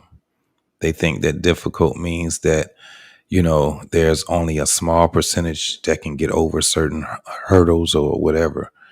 And like I said, one of the things I've, even guys that was my age, doing what I did, and I thought about it as being a young teenager, I wasn't afforded the time to just sit down and sleep. I wasn't. I was like, wow. When I really thought about it, I had 2 schools I was going to. One was a Votech, the other was a regular high school. And I was very active in both. And I had to figure out how to do certain things, right? Because my schedules were clashing. I used to be in band also. And I had 3 band classes that I had. 3. Plus I was in Votech. And my second year Votech mostly was just interning, So then I was also in band, which, we had practice in the morning, 6 o'clock in the morning, and we had practice at 6:30 in the afternoon. So when I got home, I slept. You know what I'm saying? And then I got up and I did it all over again. Of course, everything was changed based off of, what day it was or whatever. And I worked. I worked at McDonald's. Worked at McDonald's, and one of the reasons why I had to keep that job at McDonald's because there was I actually had a scholarship that was available to me, right? I just ended up going to the military, but I worked at McDonald's also. So I worked, band. I was in a track team for a minute, but I had to let something go, and track was one of them that I had to let go because I loved music, and I was definitely not about to let my Votech go. Why? You know what I'm saying? Especially when it came down to, I was in carpentry. So, I learned some things in that school, man. I never liked math until I took a carpentry, the class in carpentry. So that's what made me actually say, yeah, I have to learn calculus. I have to learn, trig and things like that, because we were learning more than just working with your hands. We were learning how to also draft blueprints, read blueprints, you know what I'm saying? How you do measurements, how, all these different things on, becoming active in the world. So when I was getting ready to graduate, I had options. But the crazy part was that I was creating those options. Now, my parents, they also were too. But when they seen by the time I got 16, where it was like, okay, he's doing it. Like they really were proud. And it was some times where, I felt like it was a class that I failed because I was overdoing it. I wasn't focused the way I was supposed to be focused. But I had to go to summer school for a summer. But it wasn't something where I was just lazy. I was pretty much overdoing it. But my counterparts, right? They was hanging out. By the time they were 16, they were smoking weed and drinking. Right?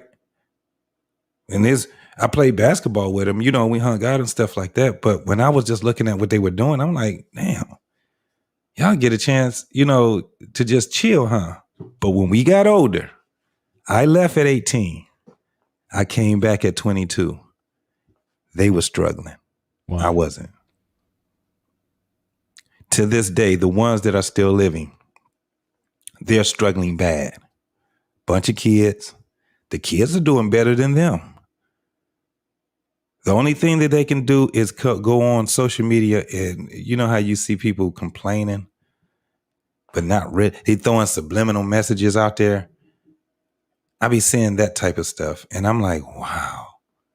I know where they messed up at. So now that's another nugget that's for me where I can talk to the younger generation and say, listen, if you put in the effort and you try hard as you can, it's always going to be something to bring you some sort of success.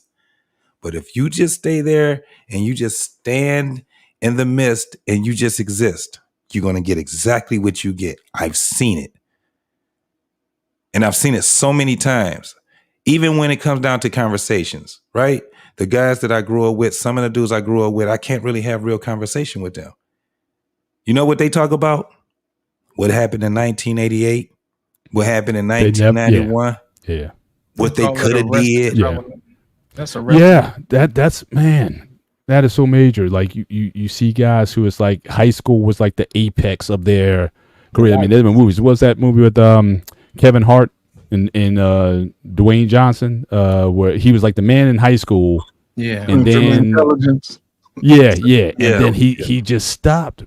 But for a lot of guys, it's like high school was the apex, and then it just falls off. Yeah. I know a few guys like that. It's sad. It's sad. It definitely is, no doubt. Yeah. I mean, did you want to add something? Well, yeah, I mean, it's a good conversation. I mean, it's kind of the same. We all got kind of similar stories, One of the things that I like to understand, what we don't talk about enough, is what did we see that made us different than our contemporaries that got us out of it? And that's why I'm kind of hard on, because a lot of my friends who stayed behind or still in that Arrested Development, we all had the same opportunities. Mm.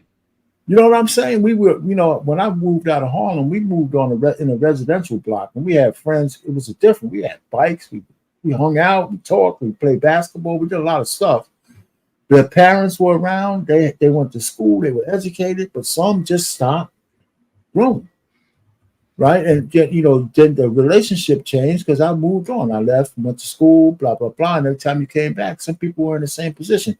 But, the thing is that when I look back, my aunt was my guardian at home. My father used to come around, but he had to work 16 hours a week. So I didn't have any problem with that. But the 16 hours a day, I mean. So it was something in me that says, there's got to be more out there. But nobody sat me down and said, well, this is the next step. That's the next. Shit just didn't happen. It didn't nobody told me to go to the counselor's office in school to get the information about how to go to college. I just did it. Right? Nobody told me to stop when the dean of my Catholic school told me, listen, I told him I wanted to be, he asked me what I wanted to be. I told him I wanted to be an engineer. He laughed in my face and said, go find a vocation, but that shit ain't happening. Yeah. He told me that. I'm a teenager. I looked at him like he's crazy. I wanted to come back and throw my degree in his face. I think he passed away before that happened. But where's his grave at? Let me get over there to him. I'm just trying to say is, but let me at him. Get back on the point about mentorship. When I worked, there was something natural about when I worked for the Department of Defense in the engineering field. I always had kind of leadership roles in there. So people used to ask me about, the certain work, what we're doing. And one of the things that kind of set me apart, I didn't have to be the sharpest knife in the drawer. I just knew how to get things done. And I'll just tell you one real quick story. When I first got there from Red River Army Depot, got to New Jersey to the Research and Development Center, my boss at the time, he was an older Hungarian guy. He was in his 40s. I was still in my 20s. He said, well, Mr. Payne, young man, what do you want to do? And I looked at him right now. I didn't even know this guy. It was like 2 weeks in. I said, if I had my way, I'd be on the beach sucking and drinking Mai Tais and chasing the honeys and chasing the women. I said that to, I don't know where it came from. I said, but a society says I need to work. So I work, and that means I'm working for you. If you ask me to do something, I'll get it, I'll do it. If I don't know how to do it, I'll find somebody who does. That man, he challenged me and he promoted me through my whole career because he looked at me and said, yeah, are you mad? He took it as like me throwing a gauntlet down at him. And he challenged me about that. And so I got I got promoted a lot. I'm serious. And nobody gave me shit, but I always was that kind of guy. So when I found people under younger engineers used to ask me questions about, well, why did you do this or why did you do that? And he said, how did you come up with that idea? I said, shit, man, I had no idea. I just knew we had to get something done. So I had to move in that direction. And I put people around me that could understand. I always wanted smarter people around me. I didn't have no problem having alpha dudes or women who were aggressive around me because those people had their own careers in mind. So if all they had to do was agree with the end plan. They agreed with the plan. It didn't matter whether I was in charge or not, because they knew if we got there, we all would benefit. You know what I'm saying? And that's kind of thing I went through life with, man. And it served me well. Then after that, we built trust that way. And people used to come ask me questions about life and all that kind of stuff. I mean, I worked at the same facility for 37 years. You know, so you get a reputation, people get to know you, and you get to know them. The up and coming people knew who you were, they knew who I was, right? And so so I never really took that position people gave me for granted, because I ran a lot of teams, but I didn't have administrative control over everybody on the team. So I had to they had to follow me based on the fact that they wanted to, because I really couldn't tell them what to do administratively. You know, when you had these teams across different lines, different organizations, right? I mastered that. Well, you know, I really did. You know, I bought some tapes on how to manage virtual teams. That, you know, how to manage with how to have authority without, or how the responsibility without authority over everything. That's kind of like an art. If you ever had a position where you had responsibility but you didn't have authority over the people, that's not easy. No, it's not. You have to have the right temperament. You know, so I mean, those are the kind of things that got me, and some of that spilled over with my own daughters, my cousins, things like that. The two things I wanted for my daughters, I'm gonna get off of that real quick. One, I wanted them to learn how to read as early as possible, and two, I didn't want them to be afraid of math. You know, and I succeeded with both of them. You know, those kind of things. If they knew how to read, then they can juggle with anybody. You know, if you know how to read, you could deal. And so, I mean, I can go on and on. My youngest, she was reading. She was 3, and she was reading to the class. You know, her preschool class and all that. And she was good. So that's my only dig. You know, my only boastful thing. I could boast about them all day, but the bottom line is, so I understand the benefits that older people have for younger folks, but like Mr. Bennett said, you got to build that trust. They got to be comfortable with you, and it's not because of your position, it's because of who you are. You know, not, you know, that kind of stuff. I never had to say, shit, man, I'm the boss. You know, if you have to resort to that, then you've already lost, right? Yeah, that's kind of like telling somebody I'm grown, you know. Yeah. You know, Arpain, if I had to point back, earlier you talked about, you know, why was some people stuck where they had arrested development where you moved on? I think that also comes back to motivation. And if I had to point back to a spot in your life where you was motivated, is that you didn't want to sleep next to that wall that had a hole in it. You didn't know what was going to come out of that hole in the middle of the night. It's just vivid, man. I got vivid memories of that, man. Yeah, no doubt. If I had to point back to a point that motivated you, I would basically say that hole probably motivated you, man. Listen, y'all, we're going to wrap this thing up. It has truly been a pleasure. I want to thank y'all for coming out. Boss Man, Mr. Bennett, Trey Ferg, JT from the What We Know podcast. Listen, y'all, the reason why we come out, man, is to make sure that we have a little bit of fun and also get better along the way. These types of conversations are needed, and I'm glad that we can sit down and I'm glad we can share a little bit about what men do at the barbershop. So if you guys will get an opportunity, make sure you guys hit the like button, hit share, and subscribe. Also, make sure you check out all of our shows. We have a show coming tomorrow with Alexis from Texas. Then on Sunday, we got Mr. Bennett and Paul with the gray area. You know what I'm saying, Mr. Bennett? What show y'all got coming up this Sunday, man? We talking about cars. Oh man, that's gonna be right on time. So yeah, classic cars, new cars, or whatever. I just saw that new Tesla truck on the road. I was like, what is this? Like coming out of, you know, Dukes of Hazzard with the paint stripped off of it. You know what I'm saying? Man. I saw somebody though dissed it. Somebody had a picture of the new Tesla, and they had, you know, like the metal garbage can with the point on it that kind of swivels a little bit. So you put the side by side. I was like, that just ruined my I just ruined. I can't take that back now. Looking at those two they say pictures side to side. They say it's awesome. Yeah, definitely want to check one out. But yeah, we talking about cars. I know grooming. He has a mechanic. He was going to be a mechanic back in the day, so he has an affinity for that.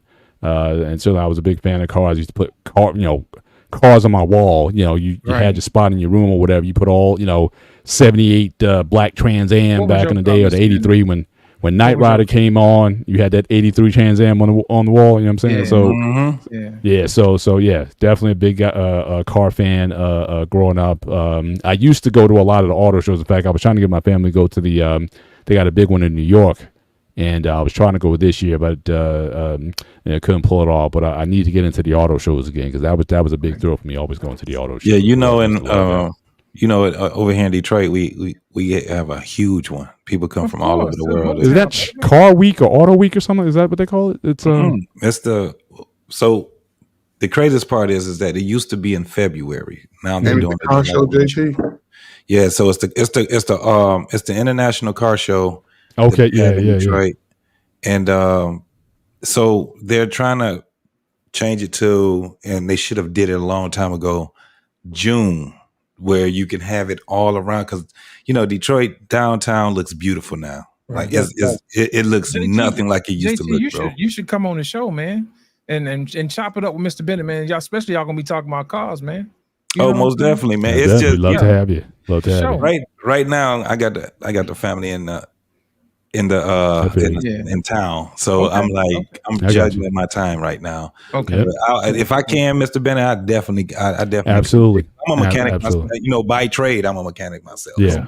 And also we got R-Pain coming up on Monday. R-Pain, you got a show coming on Monday. Give the people a little bit of taste of what you got going on, man. Yeah, the question for Monday's show is: as Black Americans, do we consider ourselves American? Oh man! And so the key is, I have some people coming on, not people coming on, but some clips on that very topic. When we're so bent up on talking about how Black or African American, right? I think sometimes we forget that we're Americans, and everything that is afforded to Americans should be afforded to us. Right. But we got to just make sure that we want to stake our claim. Right. And we kind of muddy the water for a lot of other stuff. So I'm gonna have some clips and some discussion. People could come up and answer that question for themselves, because I'm not comfortable with calling myself an African American. I'm not comfortable with calling myself Black. I just do it so we can move the conversations along. Right. But I have no problem telling people I'm an American of African descent, African Caribbean descent. Right. And that's what I am. But that's what white people do. Right? White people, just white people, unless you ask them about their heritage, and they say, well, I'm an American from Italian background or Irish background. I got a mixture of this and that. Right. But they don't have no problem just saying I'm an American. Absolutely. And I think we should start to learn some of that. We shouldn't have no issues. We shouldn't be guilty or feel guilty just by saying, I'm an American. Yeah. Absolutely. So we're going to talk about that. Awesome. And then on Tuesday, we got Flipping Tables, with Black Man Filtered and LIT. So, and also we got the ladies that come on Thursday as well, too. And we also got JT on Wednesday as well. So y'all make sure we got something for y'all every single day of the week. I want to thank everybody for coming out. Make sure you guys hit the like button. Make sure you guys. The one-on-one. Don't forget the one-on-one sports. And one-on-one sports. Can't forget about them, too. Those brothers are good, man. Make sure we plug them as well, too. Appreciate and we want to thank you guys for coming out. Make sure you guys hit the like button, hit subscribe, and make sure you share. It's truly been a pleasure. Thank you guys for coming out.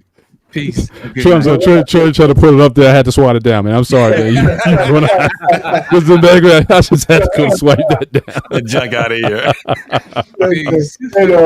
Love you guys, man. Have a great one. Peace. Peace.